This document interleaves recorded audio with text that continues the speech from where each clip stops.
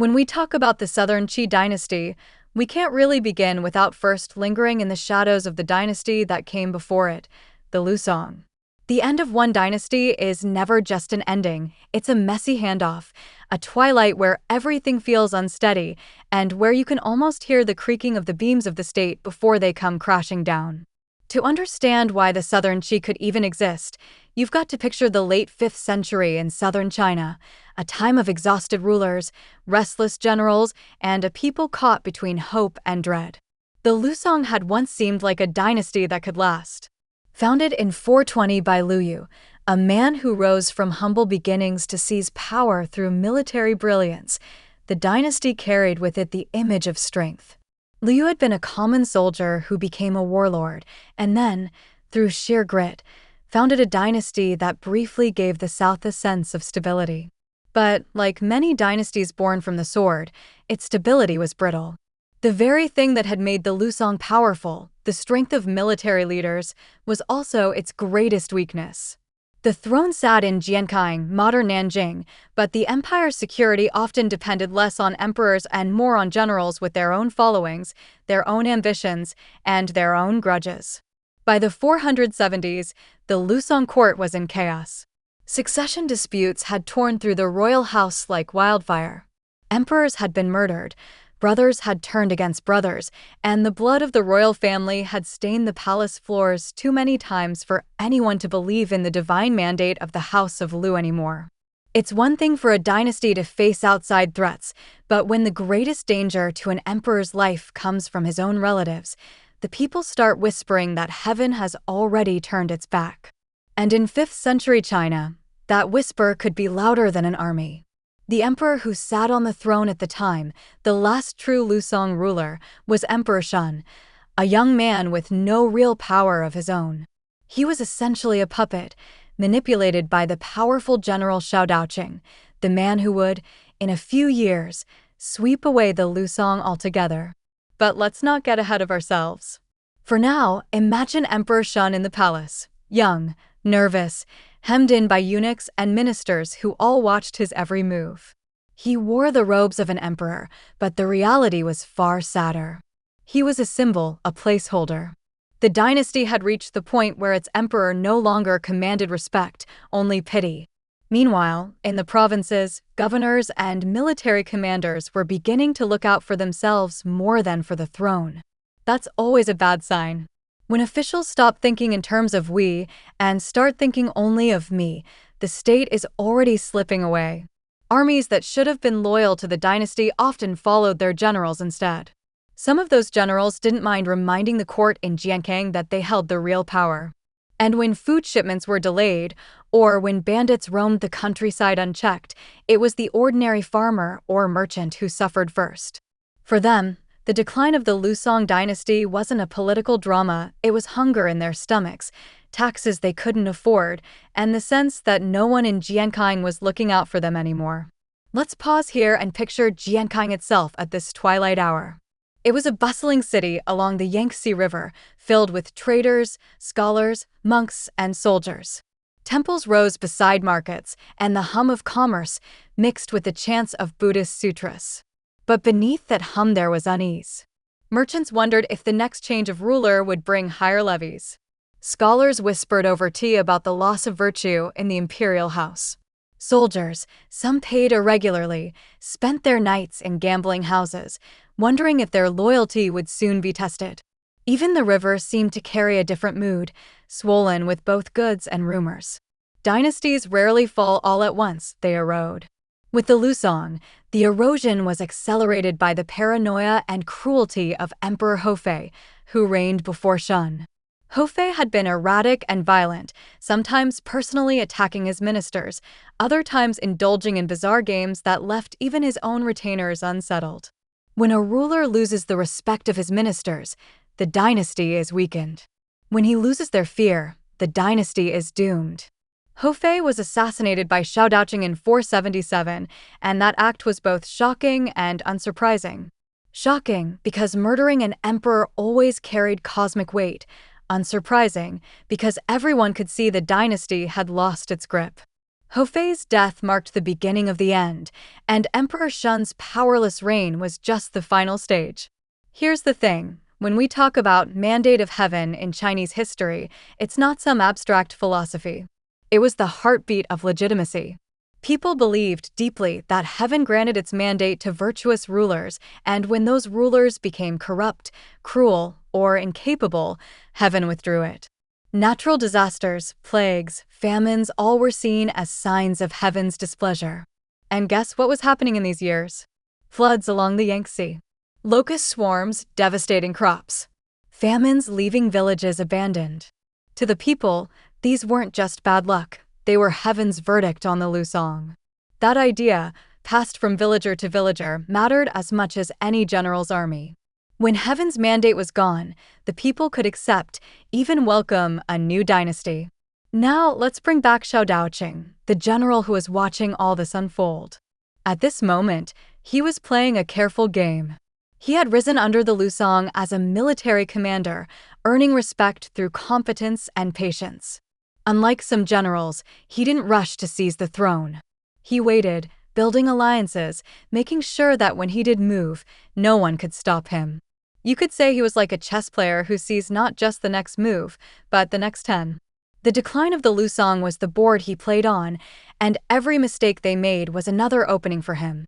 But the story of the twilight of the Lusong isn't just about emperors and generals. It's also about the people whose lives formed the backdrop of this decline. Imagine being a farmer outside Jiankang, watching soldiers march past your fields more often than tax collectors. Imagine being a monk, trying to comfort the hungry while worrying whether the next ruler would support your temple or strip it of its land. Imagine being a scholar, poring over Confucian texts about the duties of rulers while seeing none of it practiced at court. For these people, the twilight of the Lusong wasn't a theory, it was life lived under the shadow of uncertainty. There's also an emotional layer we shouldn't overlook. Think of dynasties as families. When a family is falling apart, fights at the dinner table, children at odds with parents, money problems that no one can ignore, neighbors can tell. Outsiders can smell weakness. That's how the Lusong felt to those watching, both inside and outside China. Northern Wei envoys must have reported back with thinly veiled smirks about the instability they witnessed in Jiankang. Local leaders must have wondered whether to throw their support behind the fading dynasty or to keep their options open for whoever came next. And among ordinary families, there must have been that sick feeling of waiting for the other shoe to drop, because when dynasties fall, the chaos often spills hardest onto the most vulnerable. Looking back, historians often describe the fall of the Lusong as inevitable. Maybe it was. But it didn't feel inevitable at the time. In those twilight years, people lived in a haze of rumors and hopes. Some probably believed the dynasty could be saved if only the emperor found his courage, or if the generals could unify. Others were already resigned, whispering that change was coming. Twilight is funny that way. It can feel like the day will last just a little longer, but deep down, everyone knows night is close. And that's where the Southern Qi steps onto the stage. The twilight of the Lusong created both a vacuum and an opportunity. The old dynasty had lost its virtue, its grip, and its respect. Heaven's mandate seemed gone. Into that void, Xiao Daoqing would step, carefully at first, but with a confidence born from watching the slow collapse. The people were weary but also ready for someone, anyone, who could restore order, even if it meant replacing one dynasty with another. The twilight was ending and dawn, in the form of the Southern Qi, was on its way. If the twilight of the Lusong dynasty was a stage filled with confusion and fading light, then Xiao Daoqing was the figure who quietly adjusted the props, studied the script, and waited for his cue. He wasn't born a prince, nor did he carry the kind of family pedigree that usually lit the path to a throne. Instead, he was a soldier, a strategist, and, most importantly, a man who knew the value of patience. His climb from general to power broker wasn't a sudden leap, it was a careful ascent, step by deliberate step, as he learned when to strike and when to stand back. Let's start with where Xiao Daoqing came from. He was born in 427, during the early days of the Lusong dynasty, in what is now Anhui province. His family was not among the grand aristocrats of the South, but they weren't peasants either.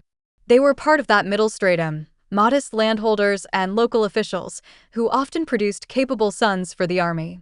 From an early age, he would have been steeped in Confucian ideals of loyalty and service, but also the gritty reality that, in chaotic times, the sword could be just as important as the pen. In a way, his upbringing positioned him perfectly, grounded enough to understand ordinary concerns, but close enough to officialdom to find his way into the halls of power. His first steps into the military brought him into the web of politics that defined the Lusong. Remember, this was a dynasty where generals often held more weight than emperors, and battles weren't just against outside enemies, they were against rival factions, rebel governors, and sometimes the emperor's own brothers. Xiao distinguished himself early not through flamboyant heroics, but through confidence. He didn't need to be the loudest commander on the battlefield. He needed to be the one whose troops held the line, whose plans worked, whose loyalty seemed unwavering. In a world where rashness often ended in betrayal or beheading, steadiness was a rare and valuable quality. By the time Emperor Hefei came to the throne in the mid-470s, Xiao Daoqing had risen into the inner circle of military power. Hefei was volatile, violent, and increasingly despised by his ministers and generals. Xiao, watching carefully, realized that survival in this environment depended not on flattery, but on restraint. He kept his head down publicly, but he never stopped observing. He learned who could be trusted, who couldn't, and how fear and resentment were growing around the emperor. Think of him as a man slowly weaving a net, not rushing, not pulling too tight, but ensuring that when the time came, his prey would have no escape. The turning point came in 477, when Hefei's cruelty had reached unbearable levels. Stories tell us that he amused himself by humiliating his ministers, sometimes even striking them personally. For the court elite, this wasn't just embarrassing, it was dangerous. An emperor who could not control his own impulses was a liability to the dynasty itself. Xiao Daoqing, calculating as ever, realized that waiting too long would mean disaster. But acting too soon would brand him a traitor. So he moved with precision, coordinating with other disaffected officials and orchestrating Hefei's assassination. The emperor was murdered in his sleep, a shocking act, but one that carried the quiet relief of inevitability.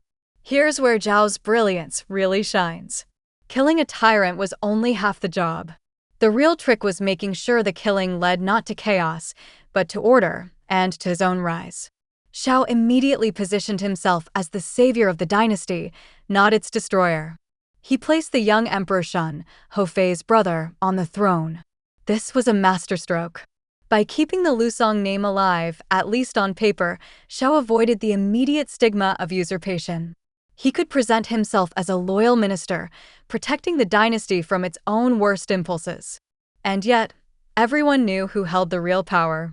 Shun was an emperor in name only. Xiao was the true master of Jiankong. It's worth pausing here to consider just how delicate this balancing act was. Imagine being in Zhao's shoes.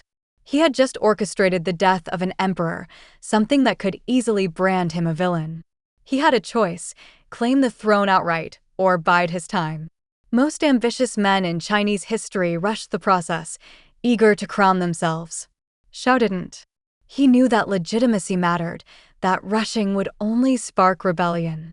By putting Shun on the throne, he bought himself time to consolidate his power, time to secure allies, time to let the Lusong dynasty collapse under its own weight until the people were ready for him to step forward. In the years that followed, Xiao maneuvered with extraordinary subtlety. He placed loyalists in key positions, quietly trimmed away rivals, and kept the court focused on the image of continuity. Meanwhile, he strengthened the military, ensuring that his power base remained intact. When provincial governors grumbled, he made sure their complaints didn't snowball into revolts. When ministers whispered about his ambitions, he reminded them that he had restored stability after Hefei's madness. Piece by piece, he reshaped the government into one that served him, even if it still carried the Lusong name. One of Zhao's smartest moves was cultivating the Confucian elite. Scholars and court officials might have resented a general taking so much power, but Xiao soothed them with gestures of respect. He sponsored rituals, emphasized order, and framed his actions in moral language. By aligning himself with Confucian ideals of stability and virtue, he reassured those who might otherwise have denounced him. It was a political disguise, but an effective one. He wasn't a power-hungry warlord. He was a loyal minister restoring the moral order. At least, that's how he wanted the story told. Behind the mask, though, Xiao was preparing for the inevitable. He understood that puppet emperors could only serve as a facade for so long. The Lusong dynasty was crumbling, and no one really believed in its mandate anymore.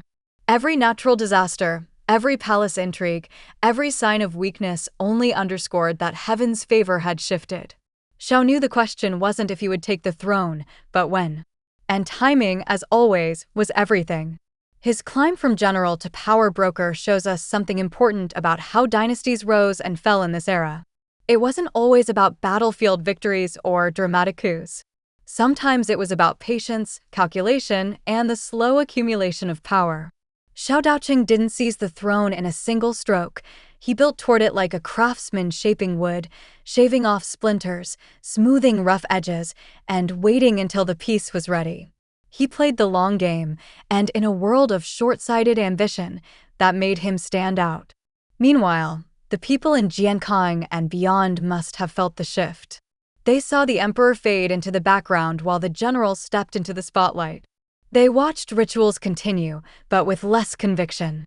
They probably sensed that Xiao was the real ruler, even if his name wasn't yet on the throne. And perhaps, after years of chaos, they didn't mind. For many, stability mattered more than lineage. If Xiao could deliver peace and order, who cared if his family name was Lu or Xiao? Heaven's mandate, after all, was believed to flow toward virtue and away from corruption. Xiao was simply the man carrying that mandate forward. By the late 470s, Xiao Daoqing had become the power behind the throne, the man to whom officials deferred, the figure who truly controlled the empire. Emperor Shun remained a figurehead, but his reign was more like a long funeral procession for the Lusong dynasty. Everyone knew the end was coming. Xiao just had to choose the right moment to close the casket and unveil his own dynasty. By the late 470s, the Lusong dynasty was like a candle burning down to its last stub of wax. Everyone in Jiankang could see the flame sputtering, even if they didn't know when it would flicker out. And standing right there, watching carefully, was Xiao Daoqing. He had waited, maneuvered, and calculated. He had removed Emperor Hefei, installed Emperor Shun as a pliant puppet, and tightened his grip on both the court and the military. The stage was set. Now came the most delicate act of all, transforming himself from a loyal minister into an emperor, without making it look like a naked power grab. In Chinese political culture, the word usurpation carried heavy weight. Seizing the throne outright was dangerous, because legitimacy mattered just as much as strength. Heaven's mandate wasn't supposed to pass to whoever had the biggest army, it was supposed to pass to whoever ruled with virtue. So how do you take the throne without seeming like a thief? You choreograph the act as an abdication.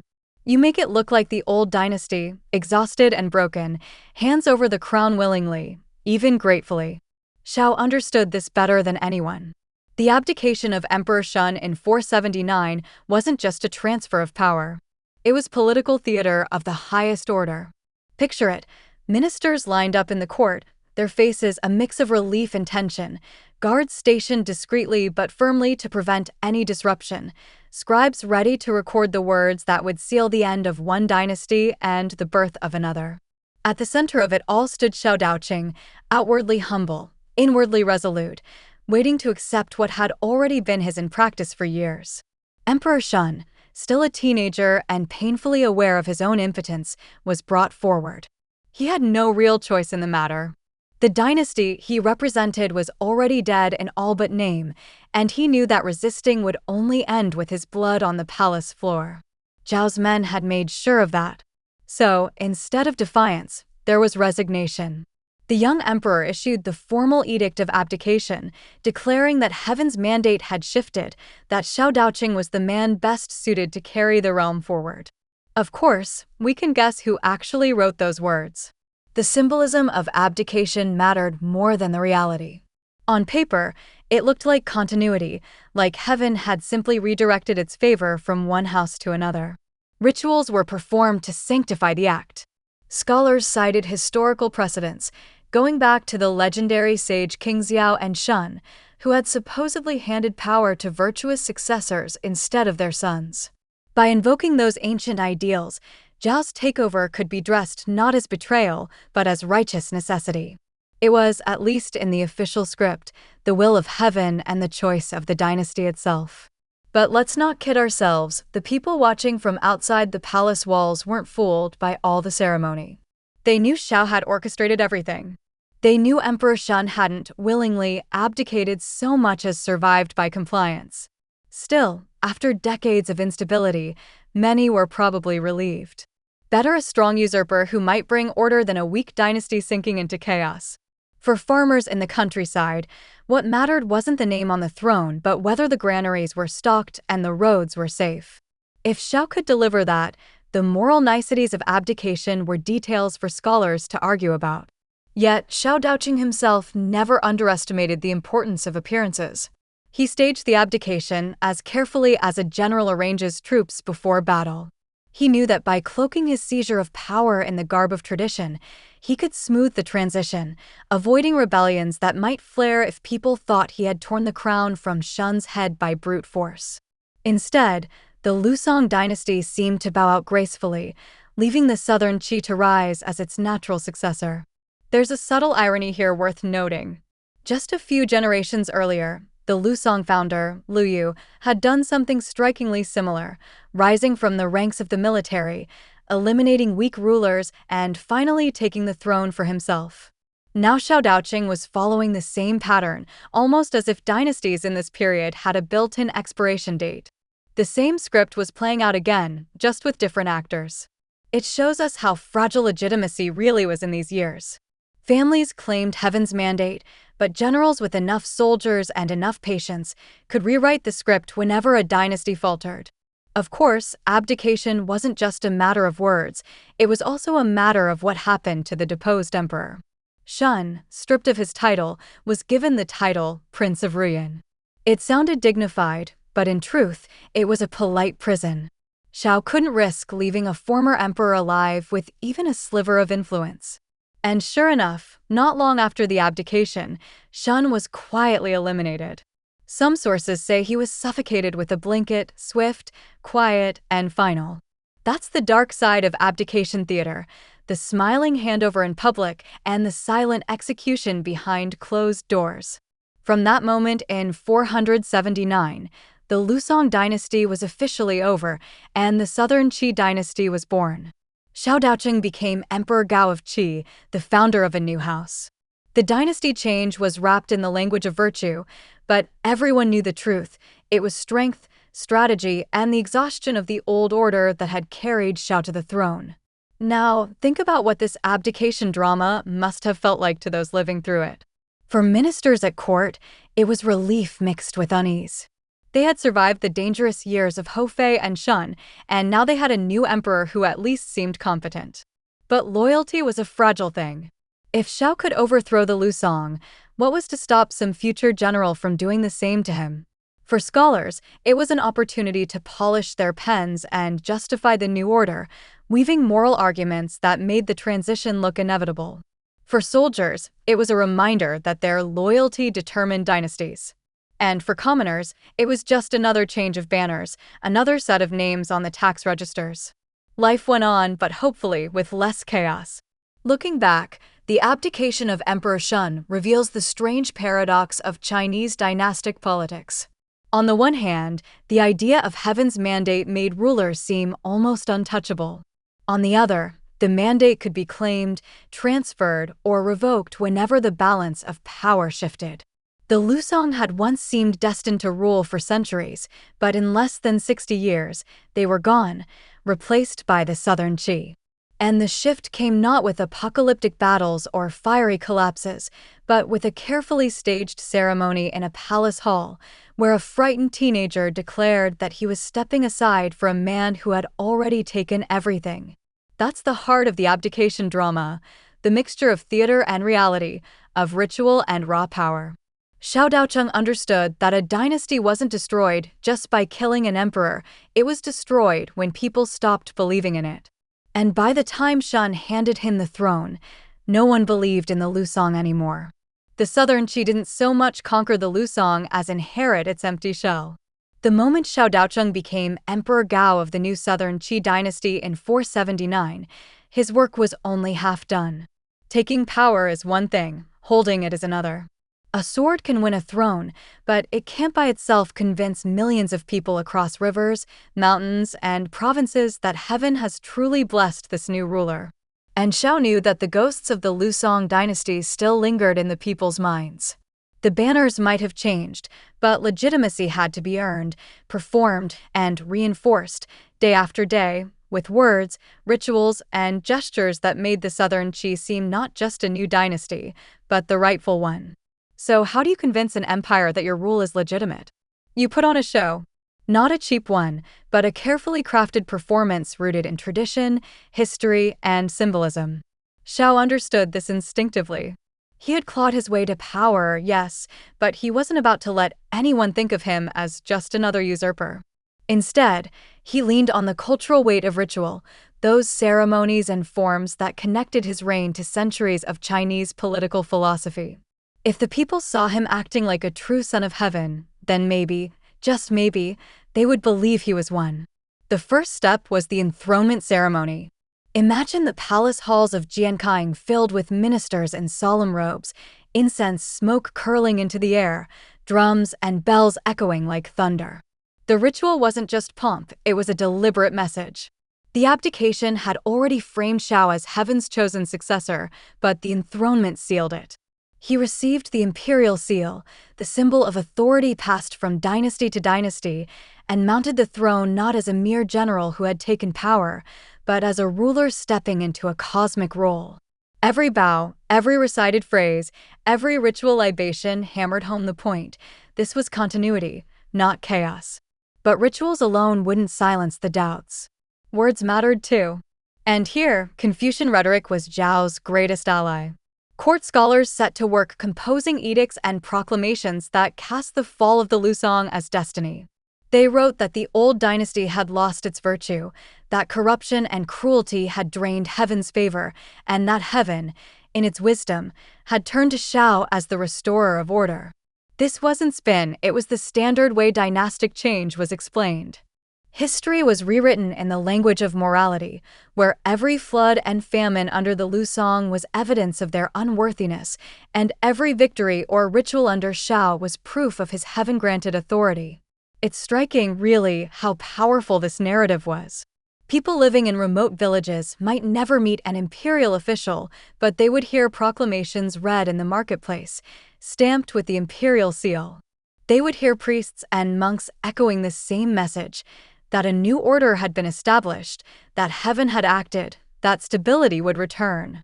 And because people craved stability, many would nod and accept it. After all, what choice did they have? The Southern Qi wasn't asking permission, it was declaring reality. Still, Xiao Daocheng didn't rely solely on lofty rhetoric. He knew that symbols people could see and touch mattered just as much as words. One of his first acts was to restore and expand ritual sacrifices at major temples, especially those honoring heaven, earth, and the imperial ancestors. These grand ceremonies, often involving hundreds of officials, sacrificial animals, and elaborate processions, weren't just religious, they were political theater.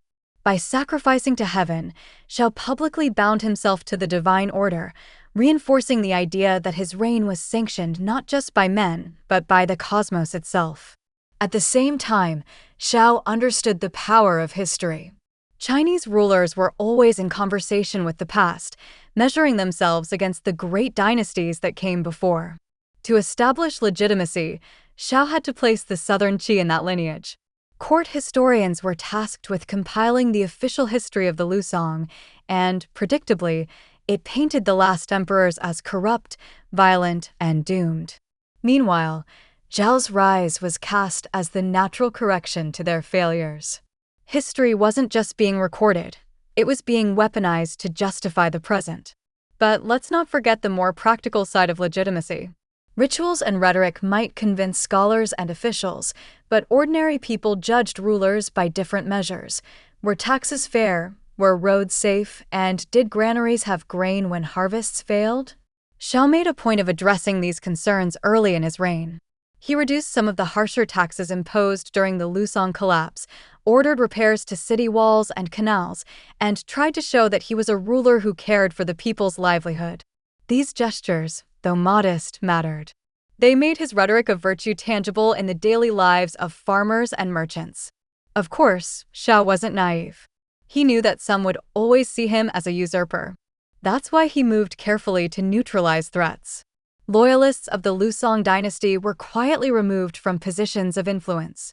Potential rivals in the provinces were either reassigned or watched closely. And within the capital, surveillance was tight. Whispers of rebellion or dissent were met with swift punishment. Legitimacy wasn't just built through ceremonies, it was enforced through control. It's worth pausing here to think about the psychological weight of legitimacy in this period. People in 5th century China genuinely believed that the fate of the empire was tied to the virtue of its ruler. This wasn't just propaganda, it was worldview. When floods or famine struck, they weren't blamed on bad weather, but on the emperor's moral failings. That meant Xiao had to project not just strength, but moral authority. Every decree, every ritual, every act of clemency was designed to show that he embodied the Confucian ideal of the ruler as the father of his people. Yet there's a tension here. Xiao Daoqing hadn't exactly risen through moral example. He had risen through assassination, manipulation, and careful power plays.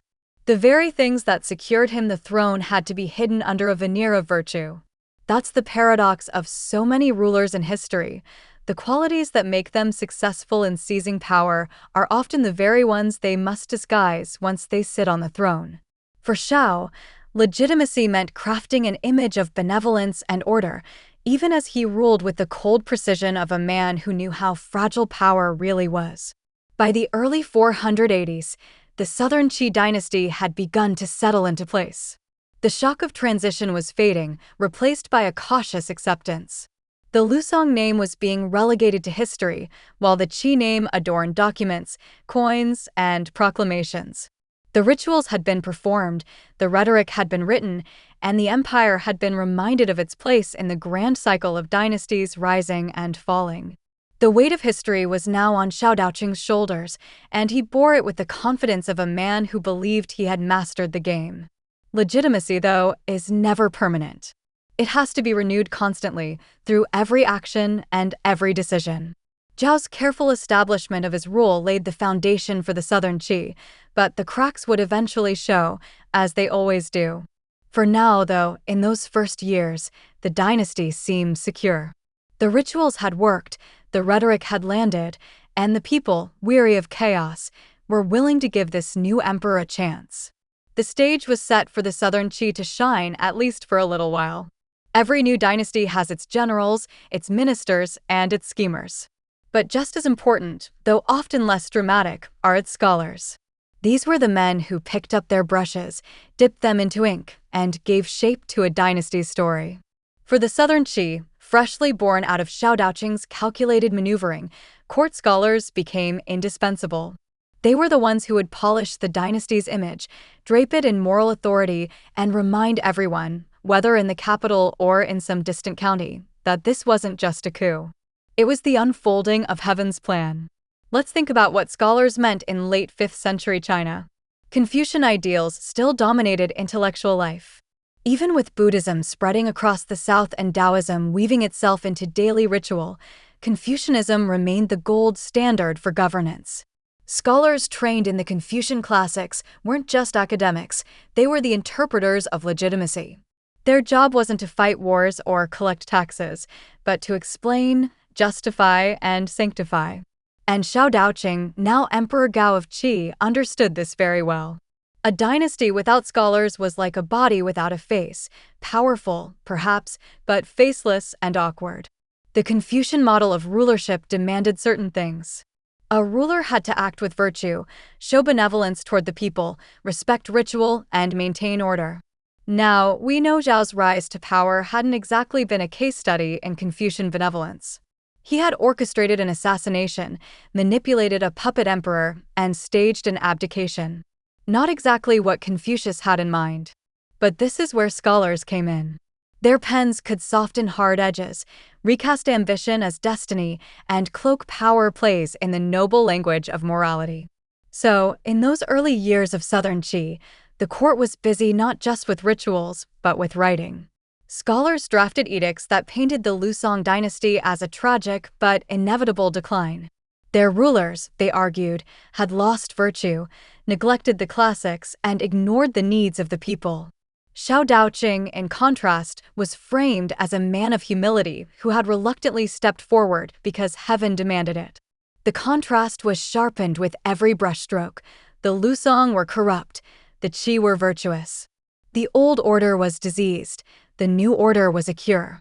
What's fascinating here is how deeply this kind of rhetoric shaped public perception. In a society where literacy was limited, most people didn't read these edicts themselves. They heard them read aloud in marketplaces or posted in temples.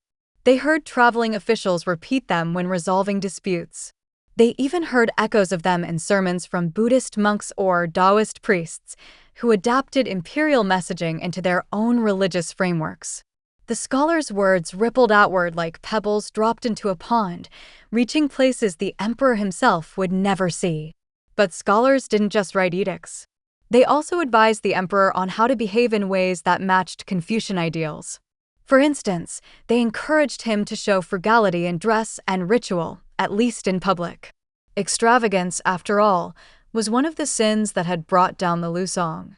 They urged him to demonstrate filial piety, to honor the ancestors, and to present himself as a fatherly figure to the people.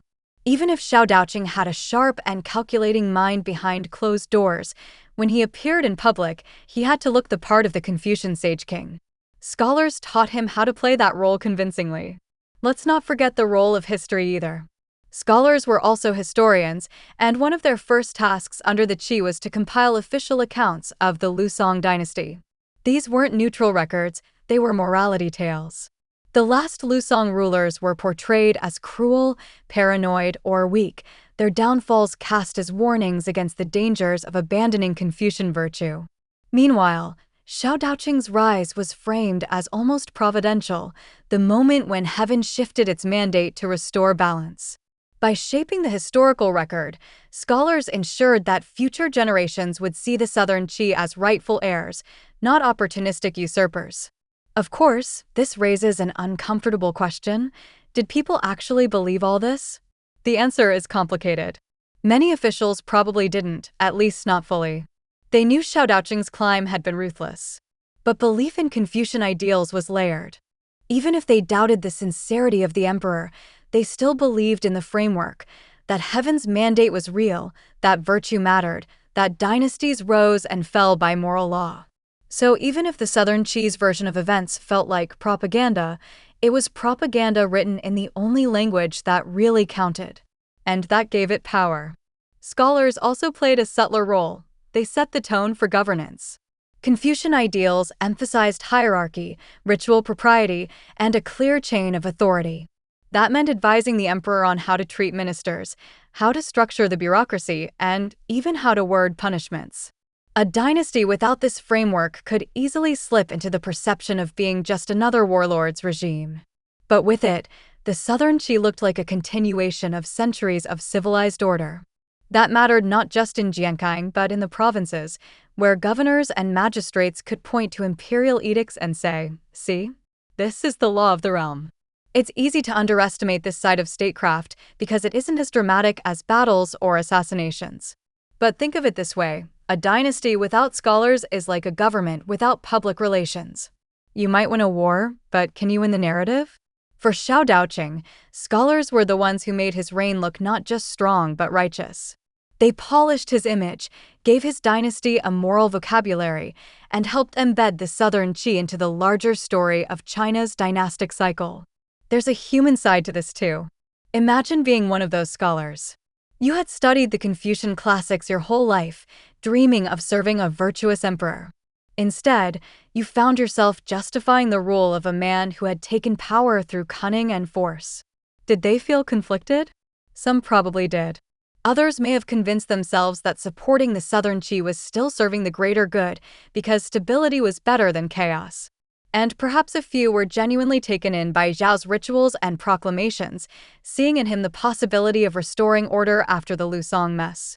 What's certain is that the court scholar's role was indispensable.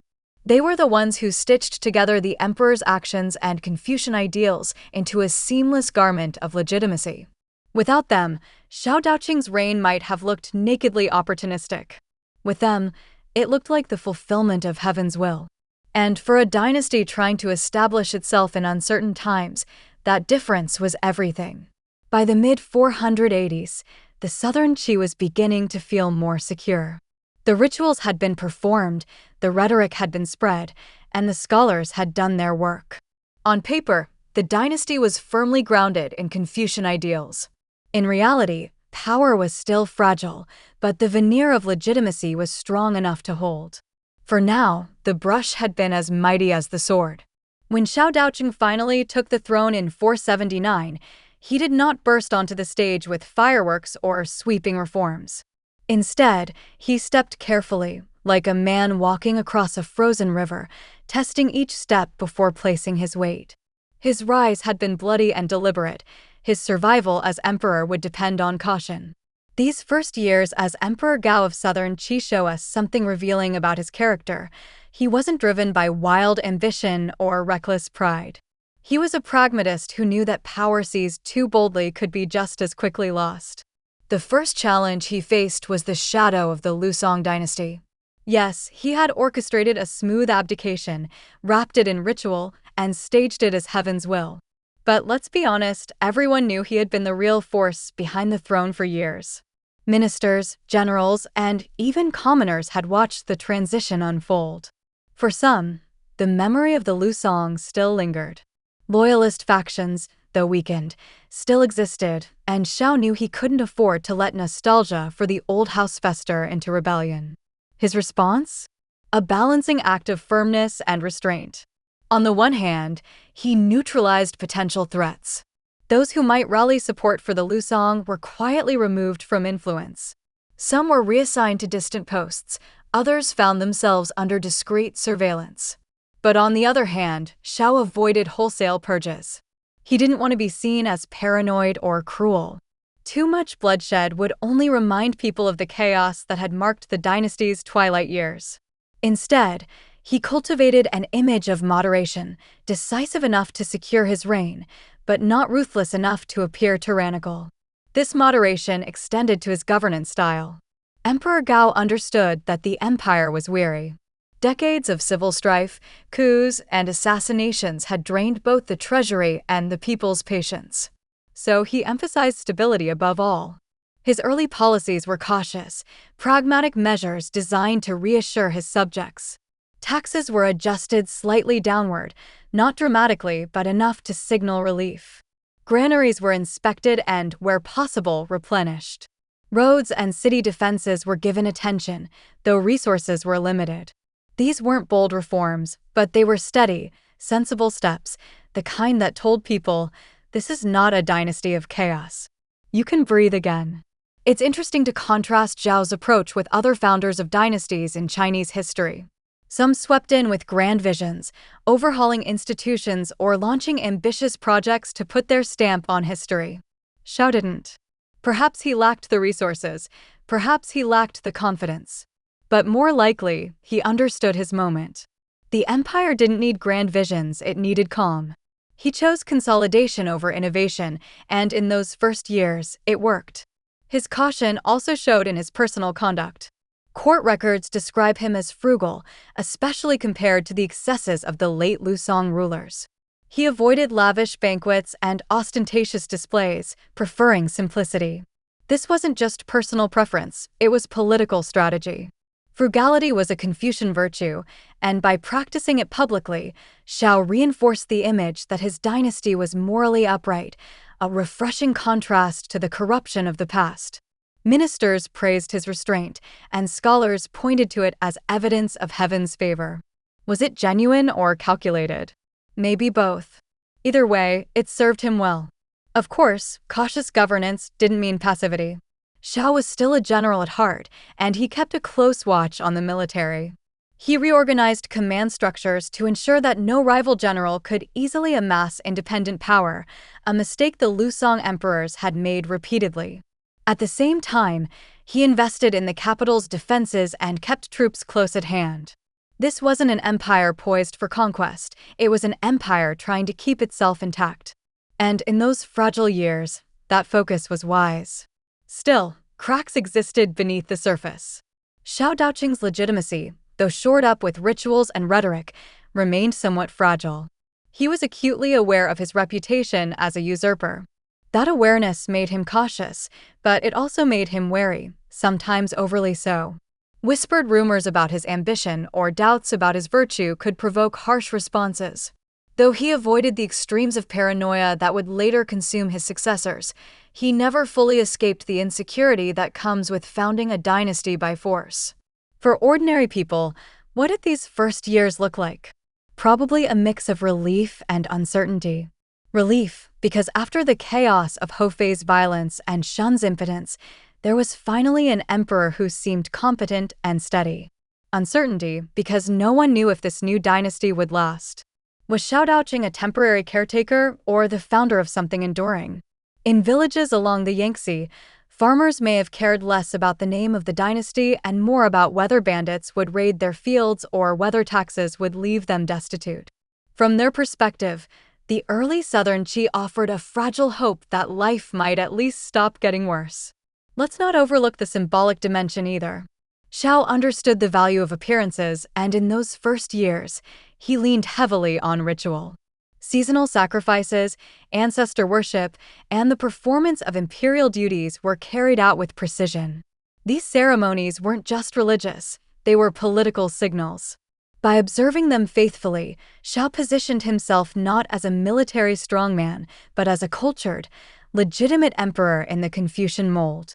Ministers and scholars may have known the backstory of his rise, but the image mattered more than the reality. In hindsight, historians often describe Xiao Daoqing's reign as cautious to the point of conservatism. But maybe that's missing the point. The southern Qi dynasty was short-lived, yes, but in its opening years, Zhao's restraint likely prevented collapse. He bought time. He steadied the ship enough for the dynasty to at least plant its flag in history.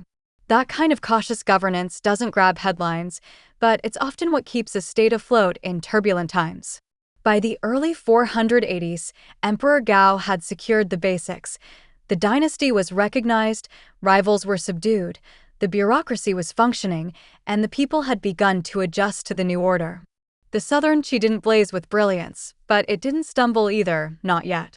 Xiao Daoqing had walked onto the frozen river and made it across the first stretch without falling through. The question was whether those behind him, his successors, would tread as carefully. If there's one constant across every dynasty in Chinese history, it's this: no matter how grand the palace or how intricate the court rituals, the empire lived and died by grain. Dynasties could rise on the backs of victorious armies, but they survived only if their people were fed. The southern Qi, fragile in its infancy, was no exception. For Emperor Gao, managing taxes and granaries wasn't just administration, it was the heartbeat of legitimacy. A full stomach could silence doubts, an empty one could turn murmurs into rebellion. Let's start with taxes. Under the Lusong, especially during its chaotic final decades, taxes had been inconsistent, heavy in some regions, barely collected in others. Corruption spread like rot in the system. Local officials skimmed off the top, governors withheld shipments, and ordinary farmers were squeezed until they broke. When Xiao Daoqing took power, he knew he couldn't let those same practices fester. He needed to show both the elite and the common people that the southern Qi would govern differently. So he adjusted. The tax rates weren't slashed dramatically, that would have starved the state of revenue, but they were moderated. More importantly, he tightened supervision of local officials.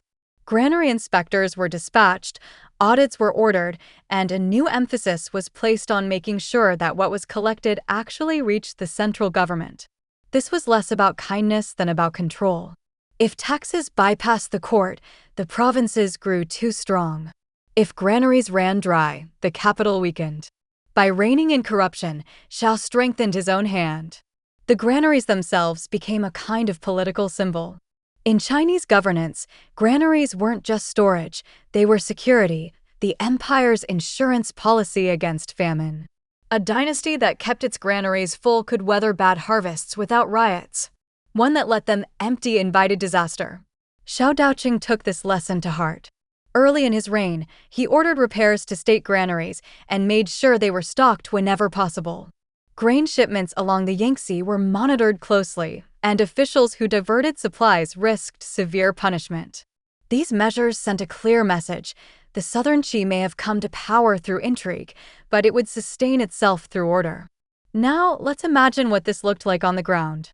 Picture a farmer in Jiangsu province. Under the late Lu Song, he may have faced erratic demands, one year paying double levies, the next year watching corrupt officials pocket the grain he delivered. Now, under the southern Qi, the system was stricter, but also more predictable. His taxes still hurt, of course. No farmer ever welcomed giving up part of his harvest, but at least there was a sense that the grain would go where it was supposed to. In return, during years of flooding or drought, local officials could open granaries and distribute relief, a lifeline that made the presence of the state feel protective rather than purely extractive. That balance between burden and relief was delicate. Too much extraction and resentment grew. Too much leniency and the court couldn't fund armies or rituals. Emperor Gao tried to tread carefully, but he also leaned toward caution. He knew his dynasty was too new to risk uprisings, so he favored predictability over ambition. He wasn't trying to build great new canals or expand trade routes on the scale of past dynasties. He was trying to hold the line, to keep the empire from unraveling. There's also an ideological layer here. Confucian scholars constantly reminded rulers that good governance meant caring for the people's livelihood. Grain and taxes weren't just economic matters, they were moral ones. A ruler who let his people starve was failing his duty to heaven. Conversely, a ruler who managed granaries wisely could claim virtue, bolstering the all-important narrative of heaven's mandate. Shao, ever conscious of appearances, leaned into this. Imperial edicts framed his tax policies as acts of benevolence, not just administration. The language was moral, but the results were practical: fewer revolts, steadier revenues, and a stronger claim to legitimacy. But of course, nothing was ever simple. Natural disasters remained a constant threat. Flooding along the Yangtze could wipe out crops, while droughts in the south could leave entire counties hungry. Each time this happened, the southern Qi government had to scramble, opening granaries, reallocating supplies, and praying the relief would be enough. And each time, people judged the dynasty anew. If relief came quickly, the dynasty was virtuous. If it faltered, whispers about heaven's displeasure spread. It was a tightrope walk with no room for error. Corruption, too, never truly disappeared. Inspectors could punish a few officials, but the system was vast and greed was stubborn. Stories circulated of local magistrates hoarding grain or manipulating records to avoid shipments. For Emperor Gao, stamping out corruption entirely was impossible. His strategy was more about managing it, making examples of the worst offenders, while tolerating smaller abuses so long as they didn't threaten the system. This kind of pragmatism kept the machine running, even if it meant accepting a certain level of rot. Interestingly, granaries also played a role in diplomacy. Northern Wei envoys, visiting Jiankang, would note whether the southern Qi seemed prosperous. Full markets and stocked granaries were subtle signals of strength. Conversely, if famine struck and granaries failed, rivals might sense opportunity. So, grain wasn't just food, it was politics, both internal and external. Shao knew that every sack of rice carried weight far beyond the villages it fed. For ordinary people, though, the system was a double-edged sword. Farmers often bore the brunt of tax demands, while aristocrats found ways to protect their estates. This inequality bred resentment, even if it didn't always erupt into open resistance. Some farmers sold land to wealthy families to escape crushing levies, creating a cycle where aristocrats grew stronger while smallholders weakened. Shao couldn't fully break this pattern, no dynasty could, really, but it planted seeds of instability that would later trouble the southern Qi. If we step back, what stands out about Emperor Gao's handling of taxes and granaries is his pragmatism. He didn't try to revolutionize the system. He didn't attempt sweeping reforms. Instead, he aimed for stability, predictability, and control. In the fragile early years of his dynasty, that was enough. The southern Qi may not have dazzled its subjects with prosperity, but it kept famine at bay and the empire functioning. And for a people exhausted by the chaos of the Lusong collapse, that modest success felt like a blessing. Yet the lesson of history is clear: stability bought through caution can only last so long. The southern Qi's granaries might be full for now, its taxes bearable, its people relatively content. But cracks were already forming in the aristocratic system, in the corruption that never truly vanished, and in the unequal burdens carried by farmers. The balance Shao maintained so carefully was fragile, and it would depend heavily on whether his successors had the same patience and restraint. Spoiler: many of them did not. If grain and taxes kept the southern Qi alive at home, diplomacy determined whether it could breathe freely abroad. No dynasty existed in a vacuum, and for the southern Qi, the neighbor that loomed largest was the northern Wei. To the north of the Yangtze, across the battle-scarred frontier, this dynasty of Xianbei origin was powerful, ambitious, and always watching. For Emperor Gao and his court, diplomacy with the northern Wei wasn't just about letters and envoys. It was a careful dance, equal parts respect, bluff, and calculation. Let's set the stage. By the time Shao Daoqing founded the southern Qi in 479, the northern Wei had already carved out an imposing presence. Ruled by the Tuoba clan, they controlled vast swaths of northern China, from the Yellow River heartland to the steppes. Militarily, they were strong, cavalry armies hardened by years of war, disciplined under a system that mixed nomadic toughness with the bureaucratic tools of Chinese governance. For the southern Qi, a young dynasty still finding its footing, the northern Wei represented both a threat and a measuring stick. The rivalry between north and south wasn't new. Since the collapse of the Western Jin in the early 4th century, China had been divided. Northern regimes rose and fell, while the south, anchored in Jiankang, preserved a sense of cultural continuity. But with each generation, the balance of power shifted. By the late 5th century, northern Wei was ascendant, and the southern Qi had to tread carefully. So how did Shao Daoqing approach this delicate relationship? Cautiously, as always. He knew the southern Qi couldn't afford a major war. His dynasty was too new, his armies too dependent on fragile loyalty, and his treasury stretched thin just maintaining stability. So, diplomacy became his weapon of choice. Envoys were exchanged, titles and gifts were offered, and letters couched in flowery language sought to frame the relationship in terms of parity, even if everyone knew the power gap was widening. The rhetoric of diplomacy was fascinating in this period. Both the southern Qi and northern Wei claimed to be the rightful inheritors of the mandate of heaven. Each insisted it was the true Chinese dynasty, the legitimate ruler of all under heaven. Yet both also had to deal with the practical reality that neither could easily eliminate the other. So, envoys crafted language that balanced pride with pragmatism. Southern Qi letters emphasized cultural refinement, pointing to Jiankang's wealth of scholars, temples, and rituals. Northern Wei envoys emphasized military might and territorial breadth. Each side flattered the other just enough to keep the peace, while never conceding legitimacy. At times, the exchange of gifts became a theater of politics. The southern Qi would send silks, lacquerware, and books, showcasing the South's cultural richness. The northern Wei, in turn, would send horses, furs, and sometimes exotic animals, symbols of their command of the steppe. Behind the polite exchanges, though, both sides were probing for weakness. A delayed shipment, an insult buried in a letter, or a poorly treated envoy could all escalate tensions. Diplomacy in this era was as much about reading between the lines as about what was actually said. Emperor Gao also relied on diplomacy as a defensive strategy. By acknowledging northern Wei strength without bowing too low, he bought time. Time to consolidate his rule, time to stabilize his dynasty, and time to ensure that southern Qi wouldn't be immediately crushed by a northern invasion.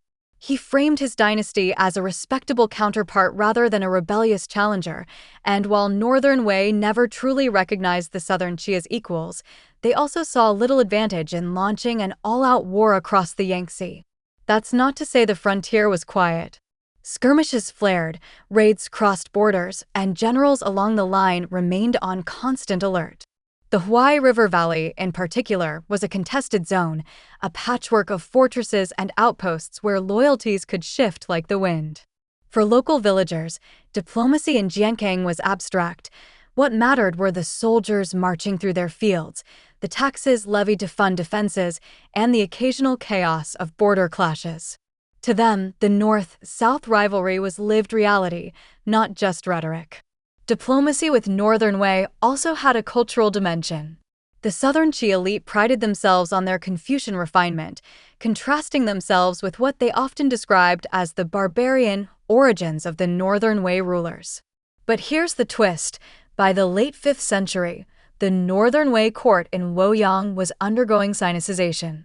They adopted Chinese rituals, supported Confucian learning, and even moved their capital into the Central Plains to project themselves as true heirs of Chinese civilization. This made the Southern Qi's claim to exclusive cultural legitimacy more complicated. Scholars in Jiankang could scoff, but deep down they knew Northern Wei was narrowing the gap. For the people of the South, though, the idea of a cultural divide remained strong. Envoys from Northern Wei, with their distinctive dress and accents, must have seemed foreign, even unsettling. Stories of the North's martial might circulated alongside dismissive anecdotes about their rough ways. This cultural framing was part of the Southern Qi's diplomatic strategy. If they couldn't dominate militarily, they could at least claim the moral high ground of refinement. In edicts and proclamations, Jiankang was described as the torchbearer of true civilization, keeping the flame alive while the North, however powerful, still bore the marks of its non-Han origins. Did this matter in practice? More than you might think.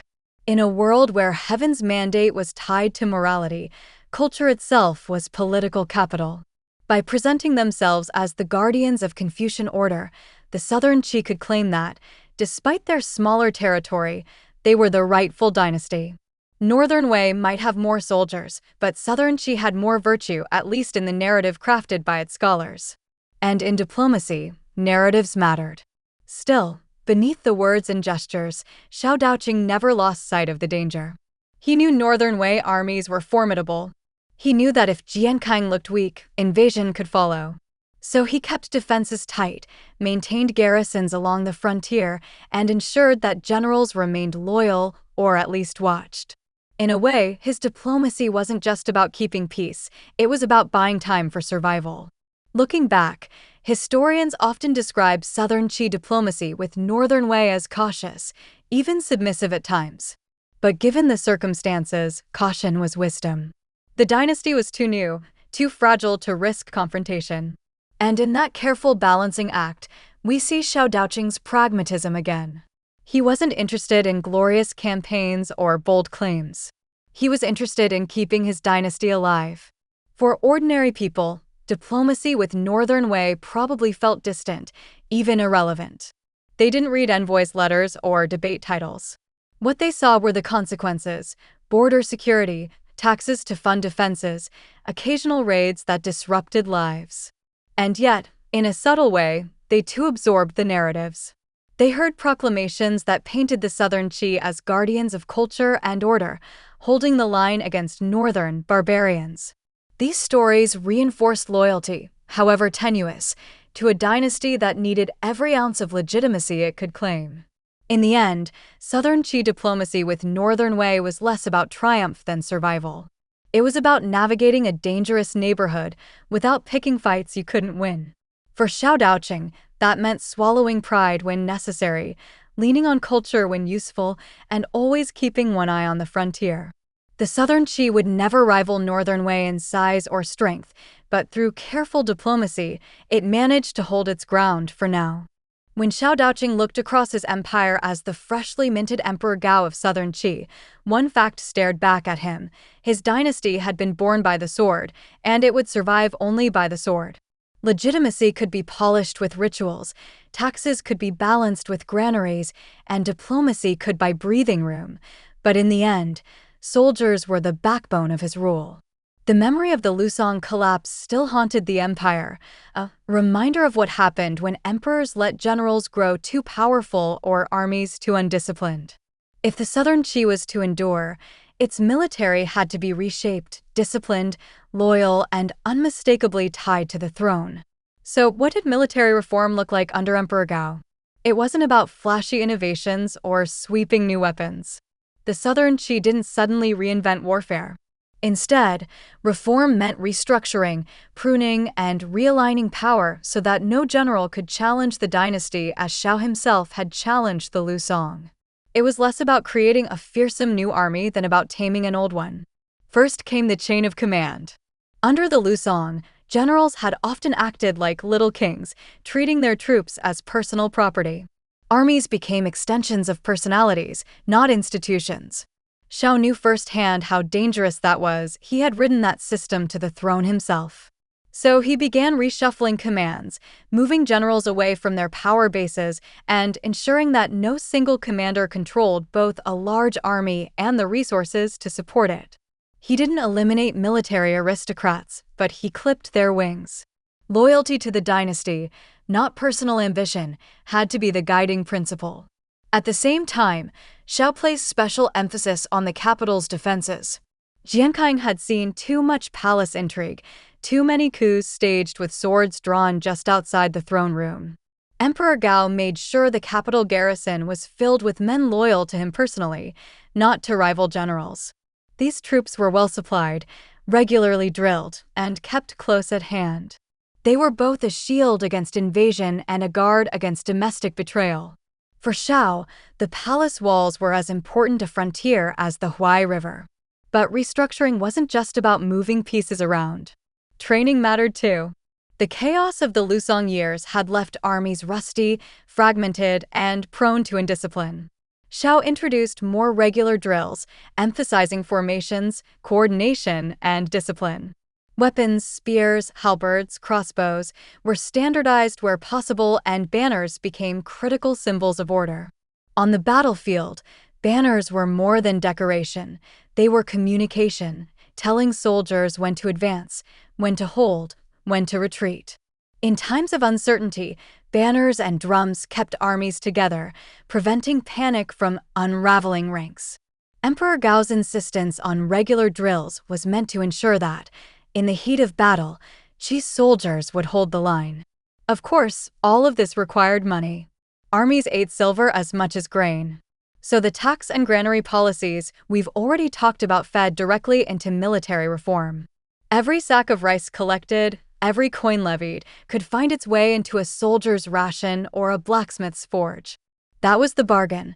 People shouldered taxes, and in return, the state promised security. If that security faltered, resentment brewed quickly. Xiao understood the stakes, which is why he poured effort into maintaining steady supplies. But ghosts lingered. The Lusong had collapsed not just because of weak emperors, but because of military failures. Defeats at the hands of Northern Wei had scarred the southern psyche. Armies had marched north with grand ambitions only to return shattered, their banners trampled, their soldiers demoralized. Those memories hung heavy over the southern Qi. Could this new dynasty succeed where the last had failed? Could it defend its borders, or was it destined to repeat the same humiliations? Zhao's reforms were as much about morale as about logistics. He wanted his soldiers and his people to believe that the southern Qi was not doomed to be a repeat of the Lusong. The reforms extended beyond the battlefield into the very culture of the military. Discipline became a political tool. Soldiers who stole from civilians, who disobeyed orders, or who deserted could face harsh punishments. This wasn't cruelty for its own sake, it was a message. The army wasn't a loose band of thugs. It was an institution, bound to the throne. At the same time, rewards were used strategically. Loyal officers were honored, given titles or land, their loyalty paraded as an example for others. Carrot and stick, Xiao wielded both with precision. There's a human side to this story, too. Imagine being a soldier in the early Southern Qi. Perhaps you were a farmer pressed into service, or maybe the son of a professional soldier. You trained under the watchful eye of officers who drilled you relentlessly in formations. You carried a spear or a crossbow, marched under a banner, and knew that your loyalty wasn't just to your general, but to the emperor himself.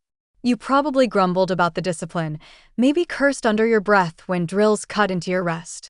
But at the same time, you might have felt pride. After years of chaos, there was order again. The army felt less like a mob and more like a force. That mattered. And yet, Zhao's reforms had limits. He could shuffle generals, tighten discipline, and improve training, but he couldn't erase structural weaknesses. The Southern Qi still relied heavily on conscription, pulling farmers from their fields for military service. This strained agriculture and bred resentment. Elite families still held influence, and while Xiao curbed them, he couldn't eliminate them. Corruption lingered, even in the army, officers siphoning supplies, soldiers bribing for easier postings. Zhao's reforms reduced the risks, but never eliminated them. Nor could he change geography. The Yangtze River remained both the empire's shield and its trap.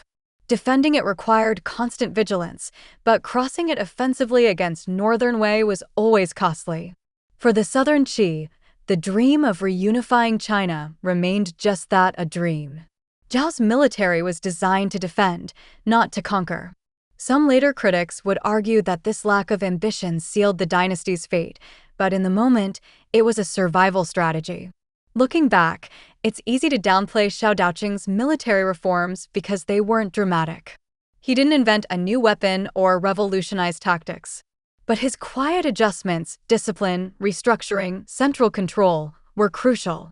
They bought his dynasty's stability in its fragile early years. Without them, a coup or rebellion might have toppled the Southern Qi before it even got started. Still, the ghosts of past defeats never disappeared. The Lusong's failures loomed as a warning, and future rulers of the Southern Qi would struggle with the same dilemmas: how to keep generals loyal, how to feed armies, how to stand firm against Northern Wei. Xiao Daoqing had laid the groundwork, but whether his successors would maintain it was another matter. For now, the banners of the Southern Qi flew proudly over disciplined troops, a symbol of order reclaimed from chaos. But history tells us that banners can be torn, discipline can fray, and ghosts are never truly banished. Dynasties can be fragile, but capitals often have a life of their own. That was the case with Jiankong, the beating heart of the Southern Qi. While emperors schemed, generals drilled, and scholars polished proclamations, Jiankong bustled with a vitality that seemed almost at odds with the empire's fragility. It's one of history's paradoxes. A dynasty that would last barely 2 decades presided over a capital that, in its moment, looked like the very picture of prosperity. Let's try to imagine Jiankong in the 480s. The city lay along the lower Yangtze, its streets winding toward the river like veins feeding into an artery. Barges heavy with rice, silk, and timber floated downriver, docking at markets that rang with the noise of bargaining. Merchants shouted prices, porters carried loads on their backs, and officials in crisp robes tried to navigate the same streets as farmers leading oxen. If you stood on a street corner, you might see silk-clad aristocrats passing in carriages, Buddhist monks chanting sutras in nearby temples, and children running barefoot past stalls selling dumplings and tea. From the outside, it didn't look like a dynasty teetering. It looked like a city at its peak. That's the paradox. Prosperity at the center, instability at the edges. Jiankang thrived precisely because the Yangtze trade network kept its granaries full and its markets busy.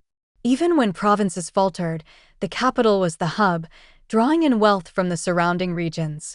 For commoners in the countryside, life might feel precarious. For a merchant in Jiankang, business was booming. The city also reflected the cultural richness of the era. Scholars gathered in tea houses, debating Confucian texts or critiquing imperial edicts with coded language. Buddhist monasteries flourished, offering not only spiritual solace, but also acting as centers of learning, charity, and landholding. Taoist priests performed rituals in tucked-away courtyards, sought out by families hoping for blessings or protection. In the South's relatively stable climate, Jiankang became a magnet for migrants fleeing the harsher conditions of the North. Each arrival added to the city's diversity, bringing new dialects, new foods, and new ideas. Of course, prosperity was unevenly distributed. Aristocratic families controlled vast estates on the city's outskirts, their mansions symbols of wealth and privilege. These families, some with roots tracing back to the Eastern Jin or earlier, maintained a grip on politics through marriage and patronage. They lived in comfort, employing servants and enjoying luxuries imported from distant provinces. Meanwhile, the poor crowded into the city's alleys, working as laborers, porters, or servants, eking out a living in the shadow of aristocratic grandeur. Prosperity for Jiankang as a whole did not mean prosperity for everyone within it.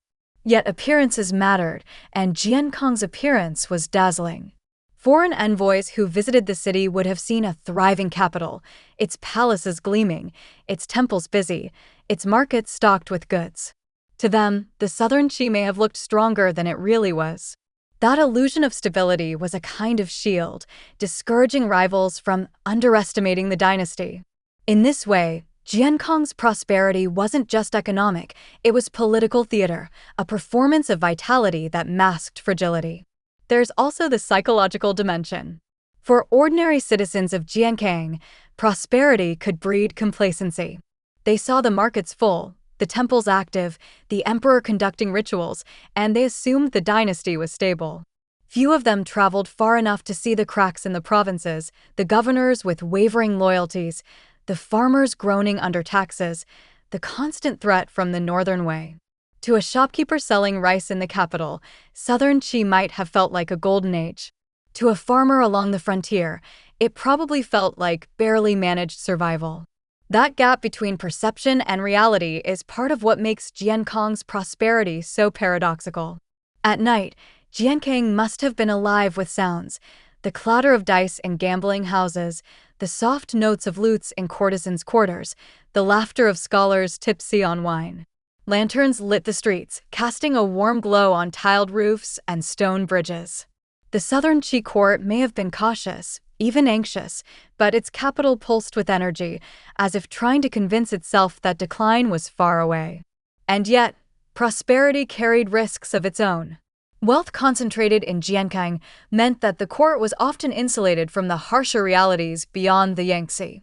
Ministers could point to full markets and bustling streets as evidence that all was well, ignoring unrest simmering in the provinces.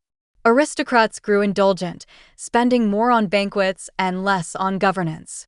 Even Emperor Gao, cautious by nature, sometimes faced pressure from elites who enjoyed the good life in Jiankang and resisted measures that might disturb it.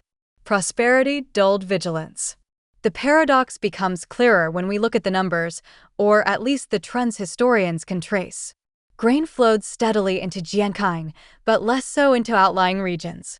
Tax burdens were heavier in the countryside than in the capital, meaning rural resentment grew while urban residents enjoyed relative comfort.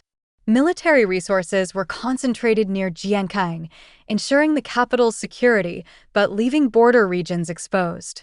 In short, Jiankang thrived by absorbing the empire's wealth, but in doing so, it deepened the imbalance between center and periphery. This imbalance wasn't unique to the southern Qi. Many dynasties before and after would struggle with the same pattern, a brilliant capital glowing at the heart of an empire whose edges frayed.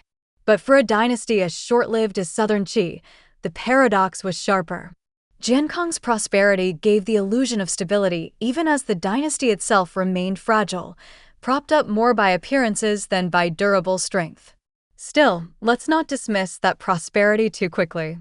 For the people who lived in Jiankang, those years under the southern Qi may have been the best of their lives. A scholar might have secured a patronage post, enjoying libraries and gardens. A merchant could have prospered trading silk and rice. A monk might have built a thriving monastery, supported by donations from aristocrats. Even the poor, while struggling, benefited from the city's bustle, opportunities for day labor, scraps from wealthy tables, the occasional alms from temples. Life in Jiankong was no utopia, but compared to the violence of the frontier, it was enviable. The irony is that this very prosperity would later make the dynasty's fall feel more shocking.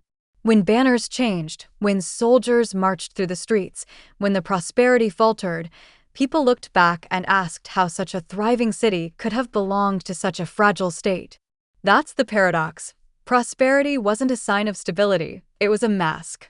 Jiankong thrived while the dynasty weakened, and by the time the mask slipped, it was too late. For every founder of a dynasty, there's one question that lurks in the background, gnawing at the edges of every policy, every reform, every sleepless night. What happens after me?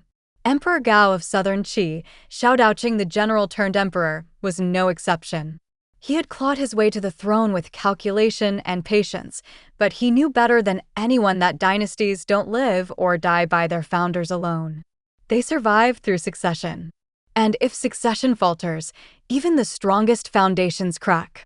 From the very beginning of his reign, Emperor Gao was haunted by the ghosts of the Lusong.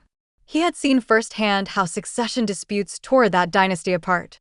Brothers murdered brothers, nephews overthrew uncles, and the throne became a prize in a bloody game rather than a sacred office. That chaos had allowed him to rise, but it also showed him the danger. He understood that unless the southern Qi handled succession differently, it might not last any longer than the Lusong. So, what did Xiaodao do? He turned his gaze toward his son, Xiaozhe. From early on, Xiaozhe was groomed as the heir apparent.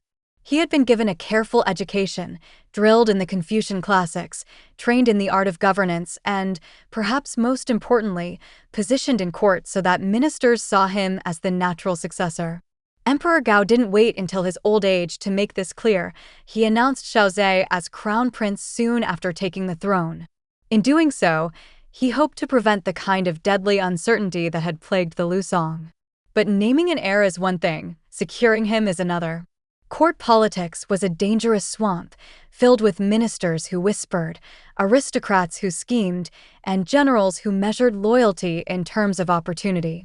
Emperor Gao knew that for Xiaozhe to survive him, the boy needed allies. So he carefully built a circle around his son, trusted officials, loyal retainers, tutors who not only taught but protected. This was less about education than about insulation, keeping Xiaozhe safe from the predators of court. Still, anxiety lingered. Emperor Gao had not forgotten his own path to power. He had been a general who maneuvered behind the scenes, manipulated weak emperors, and eventually claimed the throne. Could another man in his court do the same to Xiaozhe? It was a chilling thought that he might be raising his son only to see him fall victim to a mirror of his own ambition. That awareness made him cautious, even paranoid at times, about the loyalty of his ministers and commanders. Succession planning also extended into symbolism. Confucian ideals demanded that a ruler show filial devotion and prepare his heirs as moral exemplars. Emperor Gao leaned into this, publicly presenting Xiaozhe as a dutiful son and capable learner. He made sure the boy appeared in rituals, stood beside him during sacrifices, and was visible to the court as the heir not just in name but in action. Every appearance reinforced the idea that succession was settled, that heaven's mandate would pass smoothly from father to son. But even as he tried to secure the future, Emperor Gao was aware of cracks. Aristocratic families, whose loyalties were always shifting, sometimes whispered doubts about whether Xiaozhe was strong enough. Some generals, too, may have wondered whether they could wield more influence under a young heir than under the experienced founder. Emperor Gao tried to keep these ambitions in check, but he knew he couldn't control what would happen once he was gone. Succession is always a gamble, and emperors play the odds with fewer guarantees than they like to admit. It's telling that Emperor Gao's final years were marked by increasing illness and fatigue. Sources describe him as cautious to the very end, always mindful of the dynasty's fragility. He spent his last months not on grand projects, but on ensuring the transition would hold. Ministers were reminded of their duty to the crown prince. Edicts reinforced Xiaozhe's legitimacy. Rituals emphasized continuity. It was as if Emperor Gao was trying to script the future, hoping his careful planning could outlast his own mortality. But history is rarely so cooperative. We know, looking back, that the Southern Qi dynasty would falter within a generation. The very anxieties that haunted Emperor Gao proved well-founded. Succession would once again become the arena where ambition, jealousy, and paranoia tore a dynasty apart. For him, though, in those anxious years of succession planning, there was still hope that his son could be the one to break the cycle, to turn the Southern Qi into more than just another short-lived name in the dynastic records. And perhaps that's the most human part of Emperor Gao's story. He wasn't just a general or a ruler, he was a father, worried about his son's survival in a world he knew all too well. His hopes were high, but his anxieties were higher, and in that tension we see both the strength and the fragility of the dynasty he founded. He had risen by calculation, but he couldn't calculate the future. All he could do was prepare, pray, and trust that heaven and his careful planning would carry his son forward. When Xiao Daoqing, Emperor Gao of Southern Qi, finally passed the throne to his son in 482, he must have hoped the dynasty's future was secure. Xiao Zhe, now known as Emperor Wu, was everything his father had tried to prepare him to be: educated, disciplined, and steeped in Confucian ideals. He wasn't just the heir of a throne, he was the heir of a mission.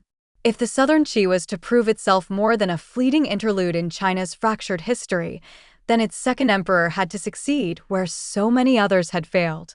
From the very beginning of his reign, Emperor Wu set a tone that was markedly different from the ruthless pragmatism of his father. Xiao Daoqing had been cautious, deliberate, a man always looking over his shoulder at rivals and ghosts. Xiao Zhe, by contrast, leaned heavily into morality and governance, framing himself as a ruler not merely by sword but by virtue. He wanted to show that the Southern Qi was not just born of usurpation, it was an empire capable of cultivating order, stability, and ethical rule. This push for moral governance began with ritual. Emperor Wu threw himself into Confucian ceremony with zeal. He personally presided over sacrifices to heaven and earth, to ancestors, and to sacred mountains and rivers. These weren't empty performances for him, they were statements. Each ritual was meant to reinforce that heaven had indeed passed its mandate to the Qi, and that he, unlike the tyrants of late Lu Song, would honor the cosmic order. Ministers praised his sincerity, and scholars recorded his acts as signs of a virtuous ruler. But morality wasn't just about rituals, it was about daily governance.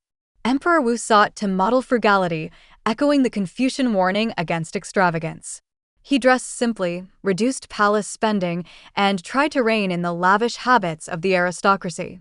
It was a deliberate contrast to the excesses of the Lu Song emperors, whose indulgence in luxuries had become infamous. By showing restraint, Emperor Wu hoped to remind the people that his dynasty was different, that it had learned from the sins of its predecessors. He also took steps to address corruption. Under the Lu Song, graft had been rampant, with officials bleeding provinces dry while the capital turned a blind eye.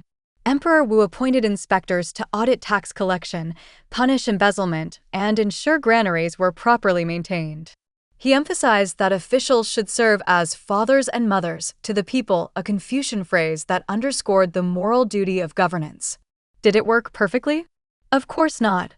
Corruption was too deeply ingrained to disappear overnight. But his efforts at least signaled a change in tone, and that mattered. Education became another pillar of his rule. Emperor Wu patronized Confucian academies, funded the copying of classics, and encouraged scholars to take part in governance. He wanted the court to embody the ideals of learning and virtue, creating a class of officials who saw themselves not just as administrators, but as moral guides. For the literati, this was inspiring. After years of serving under cynical regimes, they saw in Emperor Wu a chance to realize the Confucian ideal of a ruler guided by wisdom and righteousness. Yet, for all his emphasis on morality, Emperor Wu wasn't naive. He knew the dynasty still rested on the loyalty of generals and the stability of the frontier. He continued his father's military policies, maintaining discipline and ensuring that the capital's garrisons were loyal. But he reframed military service itself in moral terms. Soldiers were not just fighters, They were guardians of order, protectors of the people. By elevating the ethical dimension of the army, he tied military strength to his vision of moral governance. Still, we should be honest here. Moral governance had its limits. Farmers still bore heavy tax burdens, aristocrats still wielded disproportionate influence, and natural disasters still struck with regularity. The system hadn't magically become just or equal. But Emperor Wu's sincerity mattered. People felt the difference between a ruler who indulged himself and a ruler who at least tried to govern with virtue. And in the fragile years of the Southern Qi, that perception was as important as reality. There's also a personal side to the story. Xiao Zhe was by temperament more earnest than his father. Where Xiao Daoqing had thrived in shadows, maneuvering like a chess player, Xiao Zhe was more straightforward, more invested in ideals. That made him admirable, but also vulnerable. Ideals, after all, don't always survive contact with court politics. Ministers could praise his frugality while scheming for power. Aristocrats could applaud his virtue while undermining his reforms. Xiao Zhe's reign was, in many ways, a test of whether ideals could survive in a world built on pragmatism. Interestingly, his emphasis on morality also shaped foreign relations. In his correspondence with Northern Wei, Emperor Wu highlighted the cultural refinement of the South, casting Southern Qi as the torchbearer of true civilization. He positioned his dynasty not as the stronger military power that was unrealistic, but as the morally superior one. In a divided China, that claim of cultural legitimacy mattered. It gave the Southern Qi a sense of pride, a narrative that, even in weakness, they were the true heirs of Chinese tradition. For ordinary people, how much of this moral governance filtered down into daily life? Some of it did. Tax relief in certain years, granary distributions during famine, stricter oversight of corrupt officials, all of these had tangible effects. A farmer who received grain during a lean season might genuinely thank the emperor for his virtue. A scholar appointed to office on the basis of learning rather than wealth might feel a renewed sense of purpose. But for many, life remained hard, shaped more by local magistrates than by imperial ideals. The dynasty's promises of moral governance were real, but uneven in their reach. Looking back, historians often see Emperor Wu as the high point of the Southern Qi. His reign was the dynasty's most stable, its most sincere attempt at virtuous rule. And yet, even he couldn't escape the structural weaknesses that plagued the South: aristocratic dominance, fragile finances, and the ever-present threat from the North. His push for moral governance was noble, but it couldn't erase those underlying cracks. It could only mask them for a while. Still, Emperor Wu deserves credit. In a time of cynicism, he tried to live by ideals. In a dynasty born of intrigue, he tried to govern with sincerity. His reign may not have transformed Southern Qi into a lasting powerhouse, but it gave the dynasty a brief moment of stability, a brief chance to shine with something more than calculation. And for the people who lived under him, that difference mattered. If Confucianism provided the official language of governance in the Southern Qi, then Buddhism and Taoism provided the rhythm of everyday life and, in many ways, the deeper emotional currents of the dynasty. To understand the Southern Qi in its brief span, you can't just look at court politics or military reforms. You have to listen for the bells of temples, smell the incense curling into the night air, and watch the processions of monks, priests, and devotees who made religion a living, breathing part of the empire. Emperor Wu, following in his father's cautious but pragmatic footsteps, leaned heavily on religious patronage. It wasn't just about piety, it was politics. Let's begin with Buddhism, which by the late 5th century had become an undeniable force in southern China. Monasteries dotted the landscape, from rural shrines tucked into mountains to great temple complexes within Jiankang itself. For ordinary people, Buddhism offered solace in times of uncertainty, promises of rebirth, compassion, and escape from suffering. For the elite, it offered prestige. Supporting temples was a way to display virtue, earn merit, and win public admiration. For emperors, it was both a tool and a tightrope. Emperor Wu embraced Buddhism publicly. He patronized monasteries, donated land, and supported the translation of sutras.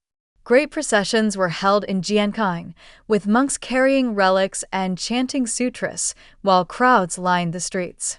These events weren't just religious, they were political theater.